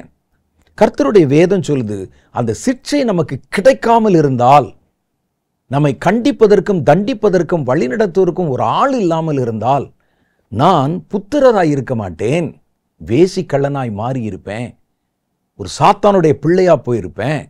இன்றைக்கு நான் புத்திர பாக்கியத்திலே எனக்கு அவர் புத்திர ஸ்வீகாரத்தை கொடுத்தாரே, அதில் நான் நிலைக்கணும்னா இந்த சிக்ஷையை நான் அனுபவித்து ஏற்றுக்கொண்டுதான் ஆக வேண்டும். தகப்பன் தன் பிள்ளையை அவன் வழி மாறிடக்கூடாது, தன் சாயலிலே நிலைத்திருக்கணும், நான் அவனுக்கு கொடுத்த புத்திர ஸ்வீகாரத்தில் நிலைக்கணும் என்பதற்காகத்தான் நம்மை சிக்ஷிக்கிறார். ஒரு சரீரத்தில் பலவீனமாக இருக்கலாம், ஒரு வியாதியாக இருக்கலாம், ஒரு நஷ்டமாக இருக்கலாம், ஒரு அவமானமாக இருக்கலாம், ஒரு நிந்தையாக இருக்கலாம். சிக்ஷையின் பாதை தேவன் நேசிக்கிற பிள்ளைகளின் வாழ்க்கையில் கட்டாயம் வந்துதான் ஆகும். அதை வேதம் நமக்கு சொல்லுகிறது. மூணாவது காரியம்தான் ரொம்ப முக்கியமானது. நியாய தீர்ப்புக்கு தப்பித்து கொள்ளும்படி கர்த்தர் இந்த பூமியிலே நம்மை சிக்ஷிக்கிறார். 1 கொரிந்தியரின் புஸ்தகம் 11வது அதிகாரம் 31, 32 ஆகிய வசனங்கள். நம்மை நாமே நிதானித்து அறிந்தால் நம்ம நியாயம் தீர்க்கப்படும். நாம் நியாயம் தீர்க்கப்படும் போது உலகத்தோடே ஆக்கினைக்குள்ளாக தீர்க்கப்படாதபடி கர்த்தரால் சிட்சிக்கப்படுகிறோம். நான் செய்கிற சின்ன சின்ன தப்புக்கு கர்த்தர் இங்கே என்னை தண்டிச்சிட்டான்னு வச்சுங்களேன், கணக்கு டேலி ஆயிடுது.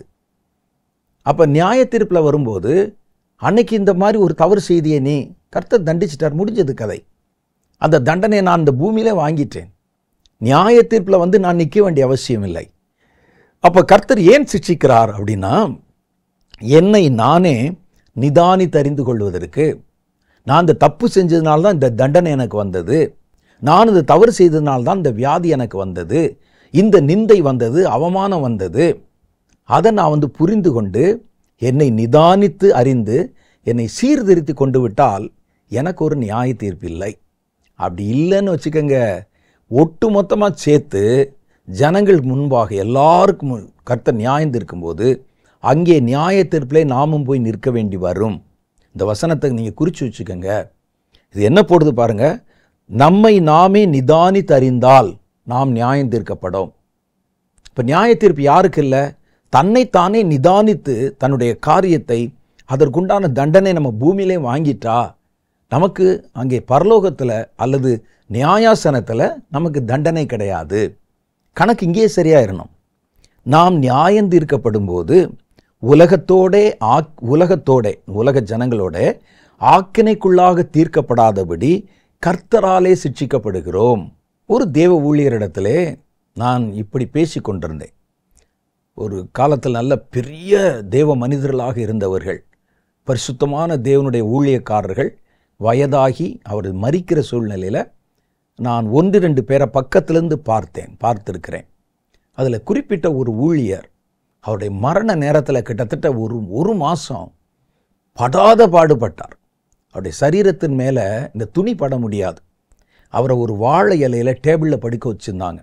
பெரிய உலகத்தை கலக்கின ஒரு ஊழியர். என்னை பார்க்கணும்னு சொல்லியிருந்தார். எனக்கு ரொம்ப ஒரு நெருக்கமான ஊழியர். நான் போய் பார்த்து அவருக்கு ஜெபம் பண்ணிட்டு கூட நான் வந்தேன். மேலே வஸ்திரம் பட்டு அப்படியே நெருப்பு பட்ட மாதிரி ஆகிரும். ஒரு மாதம். இன்னொரு ஊழியக்காரர், அவரும் நல்ல வயதான பெரியவர். அவருடைய மரண நேரத்தில் நான் கூட இருந்தேன். அவர் படாத பாடுபட்டு ராத்திரெல்லாம் கத்தி அவர் போட்டு கட்டிலெல்லாம் வந்து அடித்து அவருடைய மரணம், அந்த மரணத்துக்கு முன்னால் ஒரு 15 நாள் படாத பாடுபட்டார். இன்னொரு தேவனுடைய மனிதன், அவர் வந்து பூரண பெந்தகோஸ்தே அனுபவத்தில் இருக்கிறவர். அவர் கிட்டத்தட்ட 15-20 நாள் படுத்த படுக்கையில் கஷ்டப்பட்டார். இது என் மனதிலே ஒரு கேள்வியை உண்டாக்கி இருந்தது. அப்போ ஒரு ஊழியக்காரத்தில், என்னை விட ஒரு சீனியர் ஊழியக்காரத்தில் பேசும்போது சொன்னேன், எத்தனையோ உலகத்தில் பாவம் செய்கிறவங்க என் மனசில் விட்டு நான் இந்த காட்சியை பக்கத்துலேருந்தே பார்த்ததுனால அது என்னுடைய மனசில் பசுமர தாணி போல பதிந்து விட்டது. என்னை விட ஒரு பெரிய ஊழியக்காரத்தில் பேசும்போது கேட்டேன், ஐயா, பல பேருடைய மரணத்தை நம்ம பார்த்துருக்குறோம். தூக்கத்திலே வந்து மரிச்சிடுறாங்க. சிலர் அப்படியே வந்து ஒரு பிரயாணத்திலே மரித்து விடுகிறார்கள். சிலர் ஒரு நாள் சோமலாம் வந்து இறந்துடுறாங்க. கர்த்தருக்குன்னு இவ்வளோ ஓடி உழைச்சி ஊழியம் செய்து அலைந்து பிரயாசப்பட்ட தேவனுடைய பிள்ளைகளுடைய மரணம் இப்படி இருந்ததே, நான் பார்த்தேனே அப்படின்னு கேட்டேன். இது ஏன் கர்த்தர் அப்படி செய்தார் என்று கேட்டேன். அதற்கு அவர் ஒரு விளக்கத்தை சொன்னார். எந்த மனிதனும் அவனுடைய ஆவியில் மண் ஒட்டி இருக்கிற வரைக்கும், மண் என்பது சரீரம், அதில் சின்ன சின்ன பாவங்கள், குறைகள், கரைகள் இருக்கத்தான் செய்யும். அதை தவிர்க்கவே முடியாது. அப்போ கர்த்தர் என்ன செய்வார்? கடைசியில் அவர்களை பூர்ணராக்கி பரலோகத்துக்குள்ளே கொண்டு வருவதற்கு இந்த சின்ன சின்ன தீர்க்கப்படாத கணக்குகள் இருக்கு பாருங்க, அதெல்லாம் அவருடைய மரண படுக்கையில் வச்சு அந்த கணக்குகளுக்கு உண்டான தண்டனையை கர்த்தர் இந்த மாதிரி கொடுத்து முடிச்சிட்டா, இவர்களிடத்தில் இருந்த சின்ன சின்ன பிழைகள் இருக்கு பாருங்க, எல்லாவற்றுக்கு உண்டான விலை கிரயத்தை கொடுத்த மாதிரி ஆயிரும். இப்போ கண்ணை மூடின உடனே அவர்கள் தேவனால் அங்கீகரிக்கப்பட்டு பரலோக பாக்கியத்தை கூட போய் அடைய முடியும். அவர்களுக்கு இனி ஒரு நியாய தீர்ப்பு இல்லை. இந்த தூக்கத்திலே சாகிறவர்களை கர்த்தர் அங்கே வச்சு பார்த்துக்கலான்னு வச்சிருப்பார். நான் சொல்றது விளங்குதா உங்களுக்கு? அப்போ மரணம் என்றால் நமக்கு பயமாக வரும். அப்படி இல்லை. கர்த்தர் இப்பொழுதே நம்ம சிட்சித்தால் மரணத்தில் கூட நமக்கு அந்த பயம் இல்லாமல் நம்ம கடந்து போயிடலாம். அப்போ வேதம் சொல்லுது, தகப்பன் நேசிக்கிற பிள்ளைகளுக்கு சிட்சை என்பது வரும். அது அவமாய் போகிற சிட்சை அல்ல. நமக்கு அங்கே நியாய தீர்ப்பில் கிடைக்க வேண்டிய தண்டனை கர்த்தர் இங்கே பூமியில் ஒரு சின்ன தண்டனையை கொடுத்து அந்த கணக்கை சரிப்படுத்தி விட்டு உங்கள் மேல் இந்த குற்றத்தை நீக்கி விடுகிறார். அப்போ நியாய தீர்ப்பில் இனி ஒரு நியாய தீர்ப்பு உங்களுக்கு. இப்போ இந்த வசனத்தை படித்து பாருங்க. நம்மை நாமே நிதானித்து அறிந்தால் நாம் நியாயம் தீர்க்கப்படும். அப்போ நாம் நியாயம் தீர்க்கப்படும் போது உலகத்தோட ஆக்கினைக்குள்ளாக தீர்க்கப்படாதபடி கர்த்தராலே சிட்சிக்கப்படுகிறோம். உலக மனிதர்கள் முழுவதும் கர்த்தருக்கு முன்னால் நியாய தீர்ப்பின் நாளில் வந்து நிற்பாங்களே, நீங்கள் அந்த நியாய தீர்ப்பு நாளில் போய் நிற்க மாட்டீங்க. நான் சொல்லலை, வேதம் சொல்லுது. உங்களுக்கு ஒரு நியாய தீர்ப்பு இல்லை. அதற்குண்டான விலைக்கிரயம், பெனல்ட்டி, அபராதம் எல்லாத்தையும் இந்த பூமியிலேயே நீங்கள் செலுத்திட்டீங்க. அவன் மிஞ்சி போனான், மீறி போனான், நான் அவனை தண்டித்தேன். தேவ மனிதனுக்கு விரோதமாக இவள் இப்படி பேசினாள், நான் அப்போவே அவளுக்கு ஒரு சின்ன தண்டனை கொடுத்து 7 நாள் குஷ்டரோக்கி ஆக்கி அந்த தண்டனை நான் சரிப்படுத்திட்டேன். இனி மிரியாம் பரலோகத்துக்குள் வருவதற்கு தடை இல்லை. அப்போ இதற்காக கர்த்தர் சிட்சிக்கிறார் என்று வேதம் சொல்லுகிறது. சின்ன சின்ன தவறுகள் வரும் பொழுது அவ்வப்போது கர்த்தர் வந்து தண்டித்து நம்மை சரியான பாதையிலே திருப்பி விடுகிறார். அடுத்து பாருங்க, இந்த சிட்சைகள் நம்மை நாமே நிதானித்து பார்க்க வைக்கின்றன. ஒன்று, ஒரு சிட்சை வரும்போது நம்ம என்ன செய்யணும்? எதனால் கர்த்தர் இப்படி தண்டிக்கிறாரு? எதனால் இந்த தண்டனை நம்ம மேலே வந்திருக்கிறது? இதுவாக இருக்குமோ அதுவாக இருக்குமோன்னு நம்மை நிதானித்து பார்க்க வைக்கின்றன. நியாய தீர்ப்புக்கு நம்மை தப்பித்து கொள்ள வைக்கின்றன. தாவீதை கர்த்தர் சிட்சித்த போது என்ன நடந்துச்சு பாருங்க. அவர் தன்னை நிதானித்து பார்த்தார். தாவீதுடைய சரித்திரம் உங்களுக்கு தெரியும். 2 சாமுவேலுடைய புஸ்தகம் 12வது அதிகாரத்தில் நீங்கள் படித்து பார்த்தீங்கன்னா 11வது அதிகாரத்தில் உரியா என்ப தன்னுடைய இராணுவ வீரனை அவனுடைய மனைவியின் மேல் இவர் ஆசை வைத்து அவனை எந்த இடத்துல இராணுவத்தில் கொண்டு போய் நிறுத்தினா அம்பு பட்டு சாவானோ அந்த இடத்துல நிறுத்த வைத்தார். அவன் செத்து போயிட்டான். உடனே இவர் அவனுடைய மனைவியை போய் அவர் திருமணம் செய்து கொண்டார். கர்த்தருடைய பார்வையில் இது பொல்லாததாக இருந்தது. 1 விபச்சார பாவம், 2வது அந்த மனிதனை கொலை செய்த பாவம். கர்த்தர் என்ன செய்தார் பாருங்க. இந்த பத்சேபாள், அவளோட மனைவி பேர் பத்சேபாள், அவள் கர்ப்பவதியாகி ஒரு குழந்தை வேற பெற்றாள். குழந்தைய பார்த்தீங்கன்னா கேவலமாக இருந்ததா, கை காலெல்லாம் ஒரு மாதிரி ஊனமுற்று இருந்தது. தாவீது, ஐயோ நமக்கு பிறந்த குழந்தை அப்படி இருக்குதே, அது மரணத்துக்கு ஏதுவான வியாதி கொண்டிருந்தது. கர்த்தர் பிள்ளை அடித்தார், அது செத்து போயிற்று என்று வேதம் சொல்லுது. 12வது அதிகாரம் 14 சில வசனங்கள். ஆனாலும் இந்த காரியத்திலே கர்த்தருடைய சத்துருக்கள் தூஷிக்க நீ காரணமாயிருந்தபடியினால் உனக்கு பிறந்த பிள்ளை நிச்சயமாய் சாகும் என்று சொல்லி தாத்தான் என்ற தீர்க்கதரிசி தன் வீட்டுக்கு போய்விட்டான். தீர்க்கதரிசி கர்த்தர் அனுப்பி அவர் கர்த்தருடைய தண்டனையை தாவீதுக்கு சொல்லிட்டு அவர் போயிட்டார். அப்பொழுது கர்த்தர் உரியாவின் மனைவி தாவீதுக்கு பெற்ற ஆண் பிள்ளையை அடித்தார். அது வியாதிப்பட்டு கேவலமாக இருந்தது. அது எப்படி இருந்தது தெரியல, கேவலமாக இருந்தால் பார்க்கவே முடியல. அப்பொழுது தாவீது அந்த பிள்ளைக்காக தேவனிடத்தில் பிரார்த்தனை பண்ணி உபவாசித்து உள்ளே போய் முழுவதும் தரையிலே கிடந்தான். அவனை தரையிலிருந்து எழுந்திருக்க பண்ண அவருடைய வீட்டில் மூப்பரானவர்கள் எழுந்து அவனிடத்தில் வந்தாலும் அவன் மாட்டேன் என்று சொல்லி அவர்களோட சாப்பிடாமல் இருந்தான். அந்த பிள்ளை அப்போ பாருங்க நிதானித்து அறிகிறார். அவர் கர்த்தர் அவரை தண்டித்தார். அந்த பிள்ளை செத்து போயிற்று. ஏன் இது நடந்தது என் வாழ்க்கையில் அப்படின்னு சொல்லி ஜெபம் பண்ணி உபவாசம் பண்ணி நிதானித்து அறிகிறார். அந்த நேரத்தில் எழுதின சங்கீதம் தான் சங்கீதம் 51வது அதிகாரம். நீங்கள் ஃப்ரீயாக இருக்கும் படித்து பாருங்கள். இந்த சூழ்நிலையை பின்னாலே வைத்து கொண்டு அதை கருத்தில் வைத்துக்கொண்டு அந்த ஜெப நேரத்தில், உபவாசம் நேரத்தில் அப்போ எழுதின சங்கீதம். அப்போ அதில் தன் பாவத்தை உணர்ந்து, பிழையை உணர்ந்து, தேவனிடத்தில் அறிக்கை செய்து, தன் பாவத்திற்காக மன்றாடி, இதெல்லாம் எதனால் வந்தது? கர்த்தர் அவரை அடித்ததுனால வந்தது.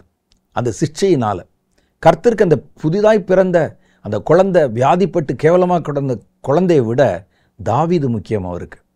அதனால் ஒரு தண்டனையை கொடுத்து தாவீதை தன் பக்கத்தில் திருப்பினார். அந்த நேரத்தில் தாவீது தன்னைத்தானே நிதானித்து பார்த்தான்.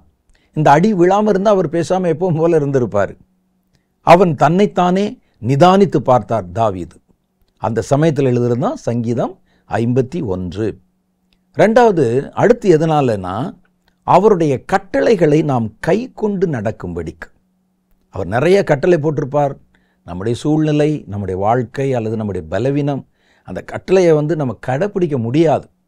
கர்த்தர் தண்டிக்கும் போது உடனே பார்த்தீங்கன்னா நம்ம அந்த கர்த்தருடைய கட்டளையை மறுபடியும் நம்ம கை கொண்டு நடக்க ஆரம்பிச்சிருவோம். சிலருக்கு சில சமயத்தில் அவங்க ஜெபிக்க முடியாது. நல்லா ஜெபம் பண்ணுறவங்க தான் கொஞ்சம் கொஞ்சமாக பார்த்தீங்கன்னா பலவீனமாகி, என்ன ஜெபம் என்ன இருக்குது, நாளைக்கு பார்த்துக்கலாம், நாளை கழித்து பார்த்துக்கலான்னு இருப்பாங்க. கொஞ்சம் ஊழியத்தில் சோர்ந்து இருப்பாங்க. ஏன்னா ரெகுலராக செய்கிறோம், ஜெபம் பண்ணுறோம், என்ன அப்படின்னு. கர்த்தர் திடீர்னு முதுகில் ஒன்று போட்டார்னா உடனே மறுபடியும் உட்காந்து ஜெபம் பண்ண ஆரம்பிச்சிருவாங்க. சில சமயங்களில் பிரசவத்தில் நீங்கள் பார்த்தீங்கன்னா குழந்தை பிறந்த உடனே அதுக்கு முதல் மூச்சு வராது. பிள்ளையை தலையில பிடிச்சிட்டு முதுகில் ஓங்கி ஒரு அடி வைப்பாங்க.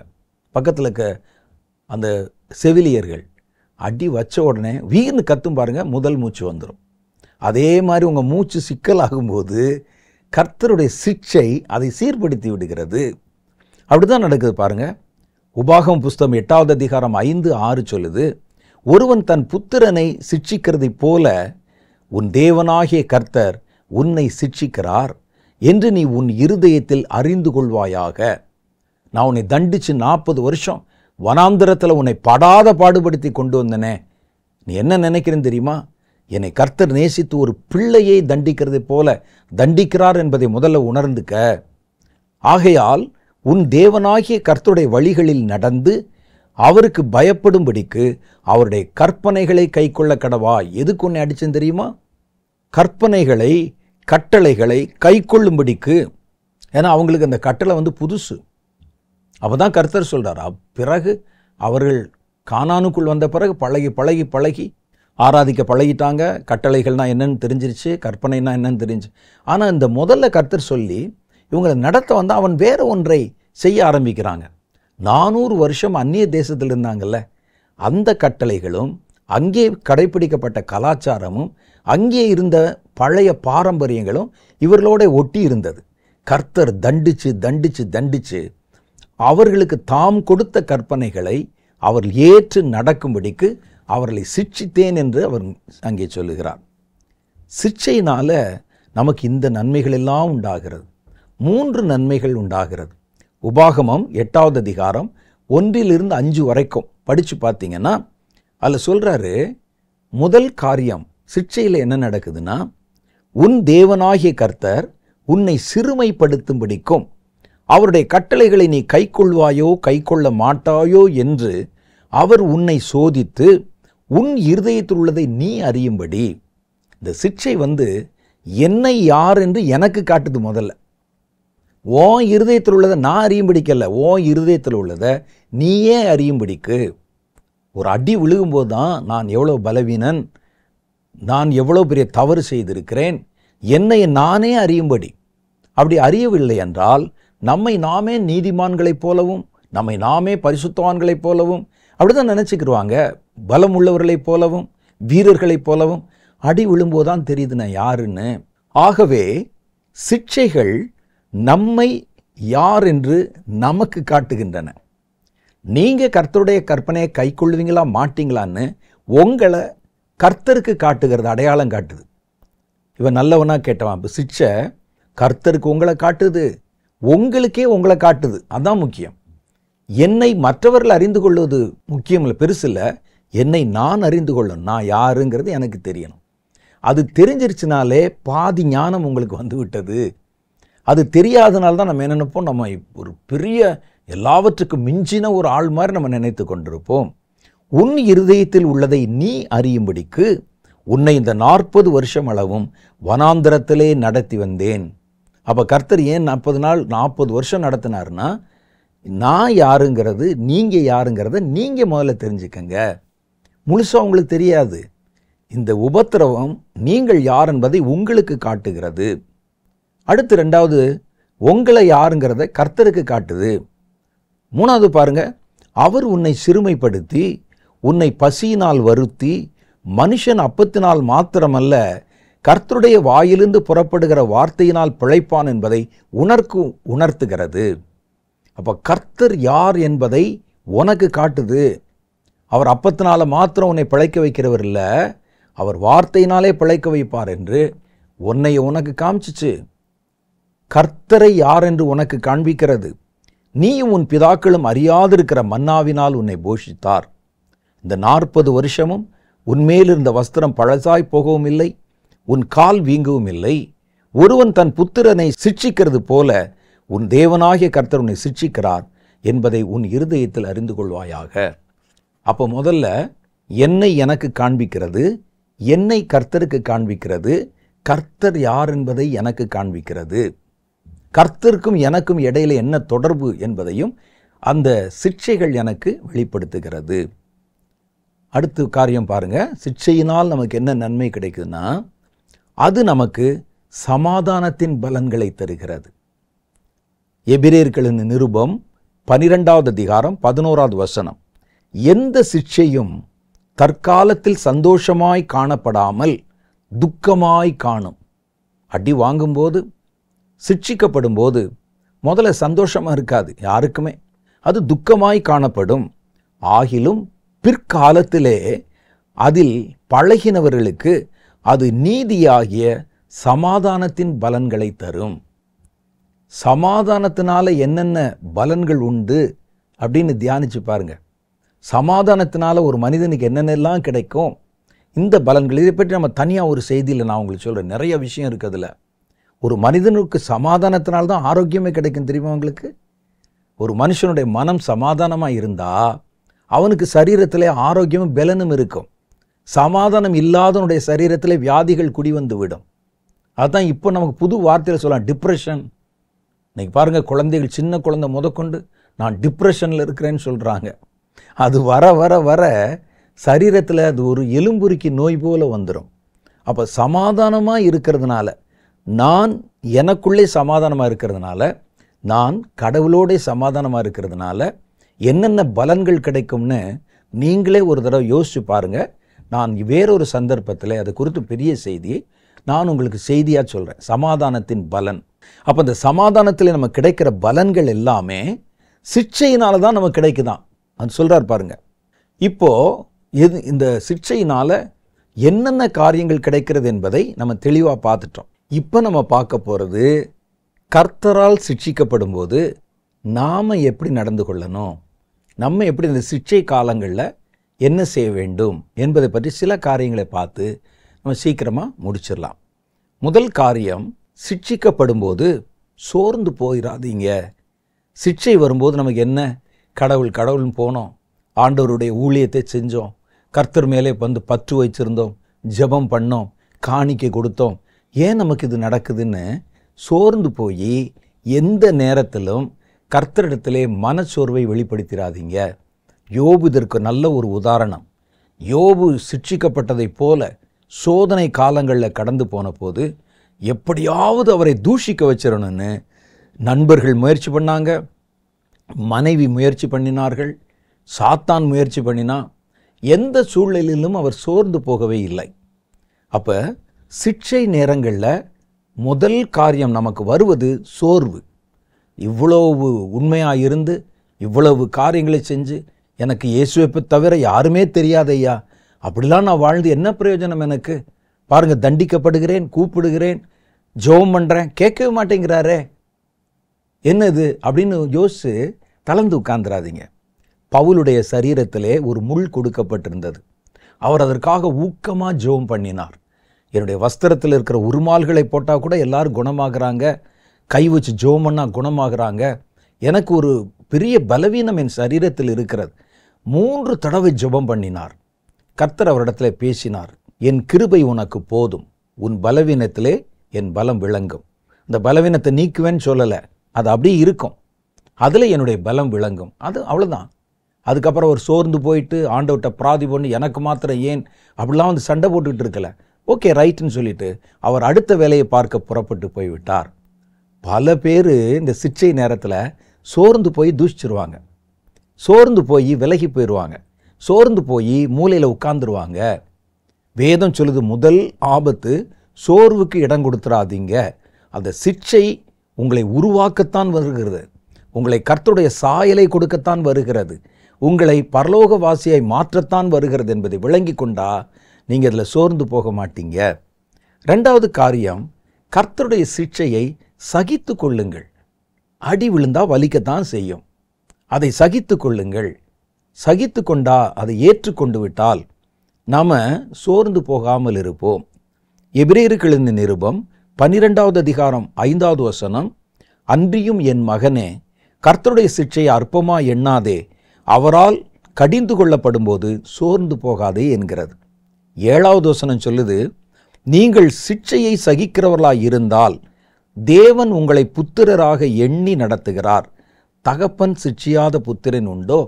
ஆகவே அதை சகித்து கொள்ளுங்கள். நீங்கள் சிற்றையை சகிக்கிறவர்களாய் இருந்தால் தேவன் உங்களை புத்திரராக எண்ணுவார். நான் சகிச்சுக்கிட்டு இருக்கேன்னா இவன் என் மகன் என்று அவர் நினைப்பார். நான் அந்த நேரத்தில் உதறினேன்னா போ அப்படின்னு விட்டுருவார். அப்போ தண்டிக்கப்படும் போது அதை நீங்கள் சகித்தால் கர்த்தர் உங்களை புத்திரராக எண்ணுவார், எண்ணி உங்களை தொடர்ந்து நடத்துவார். அதில் நீங்கள் விலகிட்டீங்கன்னா அவ்வளோதான், கர்த்தருடைய நடத்திப்பிலிருந்து நீங்கள் வேறுபட்டு போய்விடுவீர்கள். 3வது காரியம், சிற்றை நேரத்தில் நம்ம செய்ய வேண்டியது, சிற்றை காலங்களில் ஜெபம் பண்ணுங்கள், கிரியைகளை சரி செய்யுங்கள்.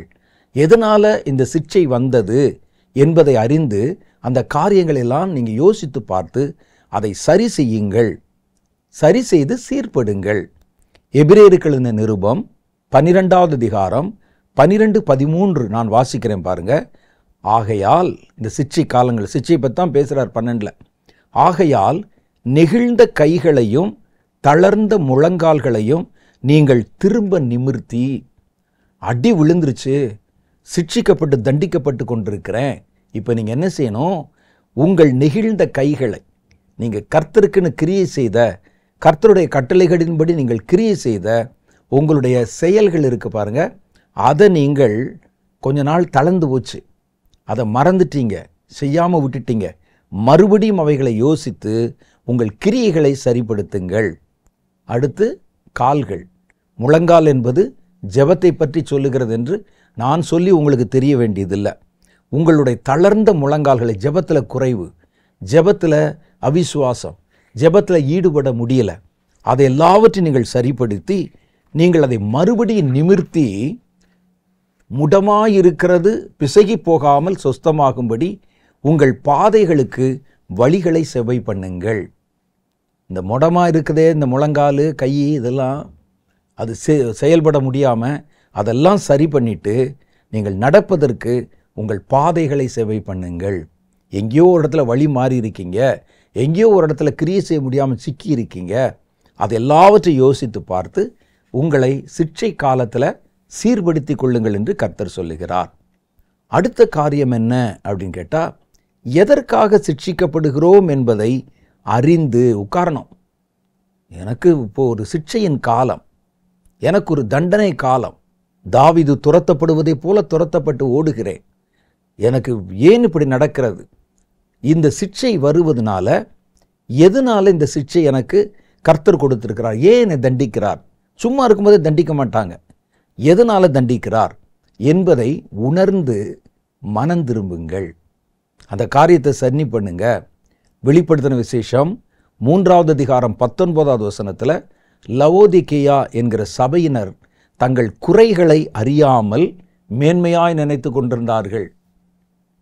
நான் ஏழை தரித்திரன், ஆனால் என்னை பணக்காரன் மாதிரி நினைச்சு சென்றடிச்சு திரிகிறது, நான் பலவீனன், பலமுள்ளவன் போல கத்தியை மாட்டிட்டு திரிகிறது, தன்னை உணராமல் அவர்கள் இருந்தார்கள். அதுதான் சொல்றாரு பாருங்க, நீ நிர்பாக்கியம் உள்ளவனும் பரிதபிக்கப்படத்தக்கவனும் தரித்திரனும் குருடனும் நிர்வாணியுமாய் இருக்கிறதை அறியாமல் நான் ஐஸ்வர்யவான் என்றும் திரவிய சம்பந்தன் என்றும் எனக்கு ஒரு குறையுமில்லை என்று சொல்லுகிறபடியினால் நான் நீ ஐஸ்வர்யனாகும்படி நெருப்பிலே புடமிடப்பட்ட பொன்னையும் உன் நிர்வாணமாகிய அவலட்சணம் தோன்றாதபடி நீ உடுத்திக் கொள்வதற்கு வெண் வஸ்திரங்களையும் என்னிடத்தில் வாங்கிக் கொள்ளவும் நீ பார்வை அடையும்படி உன் கண்களுக்கு கலிக்கம் போட வேண்டுமென்று உனக்கு ஆலோசனை சொல்லுகிறேன்.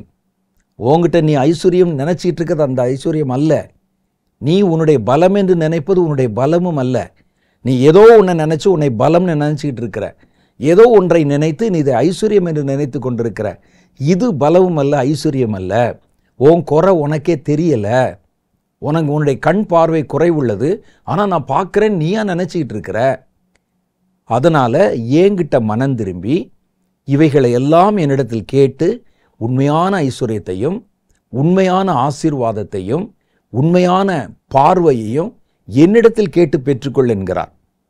அடுத்த வசனம் 19 சொல்றார், நான் நேசிக்கிறவர்களையோ அவர்களை கடிந்து கொண்டு சிட்சிக்கிறேன். ஆகையால் நீ ஜாக்கிரதையா இருந்து மனம் திரும்பு. நான் யாரை நேசிக்கிறேனோ அவர்களை கடிந்து கொண்டு அவர்களை சிட்சிக்கிறேன். நீ ஜாக்கிரதையா இருந்து மனம் திரும்பு என்கிறார். கடைசி காரியம் பாருங்க, நம்ம ஏற்கனவே பார்த்தது தான். சிட்சை உங்களுக்கு என்ன பாடத்தை கற்பிக்கிறது என்று பாருங்கள். உபாகமம் 8வது அதிகாரத்தில் பார்த்தோமே, கர்த்தரை பற்றி உங்களுக்கு என்ன கற்பிக்குது, உங்களை பற்றி உங்களுக்கு என்ன கற்பிக்குது என்பதை அந்த பாடம் என்ன சொல்லுது நிதானிச்சு பாருங்க. பல பேர் நம்ம என்ன செய்ய, சிட்சை வந்துருச்சுன்னா, தேவனிடத்துலேருந்து ஒரு தண்டனை வந்துச்சுன்னா அதை சொல்லியே புலம்பிகிட்டு இருப்போம். ஐயோ போச்சே போச்சே, ஏன் எதுக்கு என்ன செய்ய, இப்படி யோசிச்சுட்டு இருப்போம். ஆனால் வேதம் சொல்லுது, நிறுத்தி நிதானிச்சு பார்த்து அது உனக்கு என்ன கற்றுத்தருகிறது என்று பாரு. தேவனை குறித்து என்ன கற்றுத்தருகிறது, உன்னையை பற்றி உனக்கு என்ன கற்றுத்தருகிறது என்பதை கவனித்து பாரு. உபாகமம் 8வது அதிகாரத்தில் அதைத்தான் சொல்லி இருக்கிறார். கடைசியாக ஒரு காரியத்தை சொல்லி முடிக்கிறேன். சிட்சையை இதெல்லாம் செய்யாமல் அற்பமாக நினச்சிங்கன்னா, வந்தா வரட்டும் போனா போகட்டும், இதில் நாங்கள் என்ன மனம் திரும்புறதுக்கு என்ன இருக்குது. சிட்சை அற்பமாய் நினைத்தால் அந்த சிட்சை தண்டனையாய் மாறிவிடும். நான் அந்த செய்தியின் துவக்கத்தில் சொன்னேன், சிட்சை என்றால் என்ன, தண்டனை என்றால் என்ன. சிட்சை எப்போ தண்டனையாக மாறுது பாருங்க. சிட்சையை நீங்கள் அற்பமாய் நினைத்தால் அதுக்கு நீங்கள் எந்த ரியாக்ட் பண்ணாமல், அது என்ன கற்பிக்கிறதுன்னு பார்க்காம, அதை சகித்து கொள்ளாமல், நீங்கள் அந்த காரியத்திலே மனம் திரும்பாமல் அதை அற்பமாய் நினைத்தால் சிட்சை தண்டனையாய் மாறிவிடும். எரேமியா தீர்க்கதரிசியின் புஸ்தகம் 2வது அதிகாரம் 30வது வசனம் சொல்லுது, நான் உங்கள் பிள்ளைகளை அடித்தது விருதா. உங்களை நான் சிட்சித்தேன் பாருங்க, அது விருதா. என் சிட்சையை ஏற்றுக்கொள்ளாமல் போனார்கள். நான் உங்களை திருந்துறதுக்காக அடிக்கிறேங்கிறத ஏற்றுக்கொள்ளாமல் போனாங்க. ஆகவே அழிக்கிற சிங்கத்தை போல உங்கள் பட்டயம் உங்கள் தீர்க்கதரிசிகளை பட்சித்தது. நான் உங்களை முதல்ல தண்டிச்சு உங்களை சிட்சித்து பார்த்தேன். ஒரு சின்ன ஸ்கேலை வச்சு அடித்து பார்த்தேன். ஒரு முதுகில் என் கையை வச்சு அடித்து பார்த்தேன். நீங்கள் அதை கவனிக்கவில்லை, அற்பமாய் நினைத்தீர்கள். இப்போ பட்டயத்தை வைத்து நீங்கள் தண்டிக்கப்படுகிறீர்கள் என்கிறார். அப்போ சிட்சை எப்போ தண்டனையாய் மாறுதுன்னா, கர்த்தர் சிட்சிக்கும் போது அந்த சிட்சை அற்பமாய் எண்ணப்படும் போது, கவனிக்கப்படாமல் போகும்போது அந்த சிட்சையே அடுத்து தண்டனையாய் மாறிவிடுகிறது. ஆகவே கர்த்தருடைய சிட்சை அற்பமாய் எண்ணாமல், கர்த்தர் சிட்சிக்கும் போது நாம் கர்த்தருடைய கண் பார்வையிலே இருக்கிறோம் என்கிற உணர்வோட அந்த சிட்சைக்கு நம்ம என்னென்ன செய்ய வேண்டும் என்பதை கருத்தில் கொண்டால், இனி ஒரு நியாய தீர்ப்பு நமக்கு இல்லை, கர்த்தருடைய பூரண பாதுகாப்பு நமக்கு இருக்கும் என்று சொல்லிக்கொண்டு இப்போ ஒரு சில நிமிஷங்கள் தலைகளை தாழ்த்தி நாம் ஜெபிக்கலாம். கண்களை மூடி கர்த்தரை நோக்கி பாருங்க. ஆண்டவரே, என் வாழ்க்கையில் கர்த்தரை ஏற்றுக்கொண்ட பிறகும் அநேக சிட்சைகள் வருகிறதை நான் கவனித்திருக்கிறேன். அந்த சிட்சைகள் எங்களுக்கு பல பாடங்களை கற்றுத்தருகிறது. அந்த சிட்சைகள் எங்களை தேவனுடைய புத்திரன் என்ற சுவீகாரத்தில் நிலை நிறுத்துகிறது. அந்த சிட்சைகள் எங்கள் வாழ்க்கையில் நியாய தீர்ப்புக்கு தப்பித்து கொள்ளுகிற போக்கை உண்டு பண்ணுகிறது. எங்களுடைய பாவங்களுக்கு உண்டான தண்டனை இந்த பூமியிலே சரி செய்யப்பட்டு விடுகிறது. ஆகவே சிட்சையிலே நாங்கள் மேன்மை பாராட்டுகிறோம். சிட்சை ஆண்டவரே எங்களை எவ்விதம் உருவாக்குகிறது என்பதை அறிந்திருக்கிறோம். எல்லாவற்றுக்கும் மேலே நாங்கள் சிட்சிக்கப்படுகிறனால தேவனுடைய கண் பார்வையிலே அவருடைய பிள்ளைகளாக அவரால் நேசிக்கப்படுகிறவர்களாக இருக்கிறோம் என்பதை அறிந்து சந்தோஷப்படுகிறோம் ஆண்டவரே. சிக்ஷையிலே நாங்கள் சோர்ந்து போகாமலும் தூஷியாமலும் இருந்து பொறுமையாய் சகித்து கொண்டு அது எங்களுக்கு தருகிற நன்மைகள், எங்களை உருவாக்குகிற விகிதங்களுக்கு எங்களை முழுவதுமாக அர்ப்பணம் செய்து ஒப்பு கொடுக்கிறோம். தேவனுடைய கரத்திலே இந்த வார்த்தைகளை கேட்ட ஒவ்வொருவரையும் நான் ஒப்பு கொடுத்து அர்ப்பணித்து ஜெபிக்கிறேன். கர்த்தருடைய பிரசன்னம் அவர்களை ஆண்டு வழிநடத்தட்டும். சிக்ஷை காலங்களுக்கு அதை ஏற்றுக்கொள்ளுகிற சகித்து கொள்ளுகிற பலன்களை உண்டு பண்ணட்டும். இந்த வாரத்தையும் கர்த்தராகிய தேவன் அவர்களுக்கு ஆசீர்வாதமாக மாற்றித்தாரும். அவர்கள் கைட்டு சேர எல்லா பிரயாசத்திலும் தேவனே உம்முடைய நன்மைகளை அவர்கள் பார்க்க உதவி செய்தருளும். பிள்ளைகளை ஆசீர்வதியும். குடும்பத்தில் இருக்கிற ஒவ்வொருவரையும் பேர் பேராய் ஆசீர்வதித்தருளும். வயதானவர்கள், மூப்பர்கள், பெரியவர்களை கர்த்தருடைய கரங்களிலே ஒப்பு கொடுக்கிறேன். அவர்களுக்கு பூர்ண பலனையும் கிருபையையும் ஆரோக்கியத்தையும் தந்து வழிநடத்தும். உம்முடைய பிள்ளைகளுடைய போக்கையும் வரத்தையும் ஆசீர்வதித்தருளும். அவருடைய மாப்பி செய்கிற தொட்டியும் அவருடைய பொருளாதாரத்தையும் கர்த்தர் தம்முடைய கரத்தில் ஏற்று உம்முடைய பிள்ளைகளை வழிநடத்தும்படிக்காக ஜெபிக்கிறேன். எல்லா பொறுப்புகளையும் கர்த்தருடைய கரத்திலே ஒப்பு கொடுத்து மன்றாடுகிறேன். இயேசுவின் நாமத்திலே என் ஜெபத்தை ஏற்றுக்கொள்ளும் எங்கள் பிதாவே. ஆமேன், ஆமேன். கர்த்தர் நம்முடைய ஜெபத்தை கவனித்து கேட்டார். மாத்திரமல்ல, இந்த நாள் நிகழ்ச்சியை நமக்கு ஆசீர்வாதமாக மாற்றி கொடுத்தார். சிக்ஷைகளை குறித்த ஒரு சிறப்பான வெளிப்பாடுகளையும் காரியங்களையும் நம்ம கற்றுக்கொள்ள கர்த்தர் நமக்கு அனுகிரகம் கொடுத்தார். நான் உங்களுக்கு கற்றுக் கொடுக்கல, கர்த்தர் நம்ம எல்லாருக்கும் கற்றுக் கொடுத்தார். அடுத்த வாரத்தில் வேறு ஒரு புதிய செய்தியோடு நான் உங்களை சந்திக்கிறேன். அதுவரை கர்த்தர் உங்களை ஆசீர்வதித்து காப்பாராக. ஆமென்.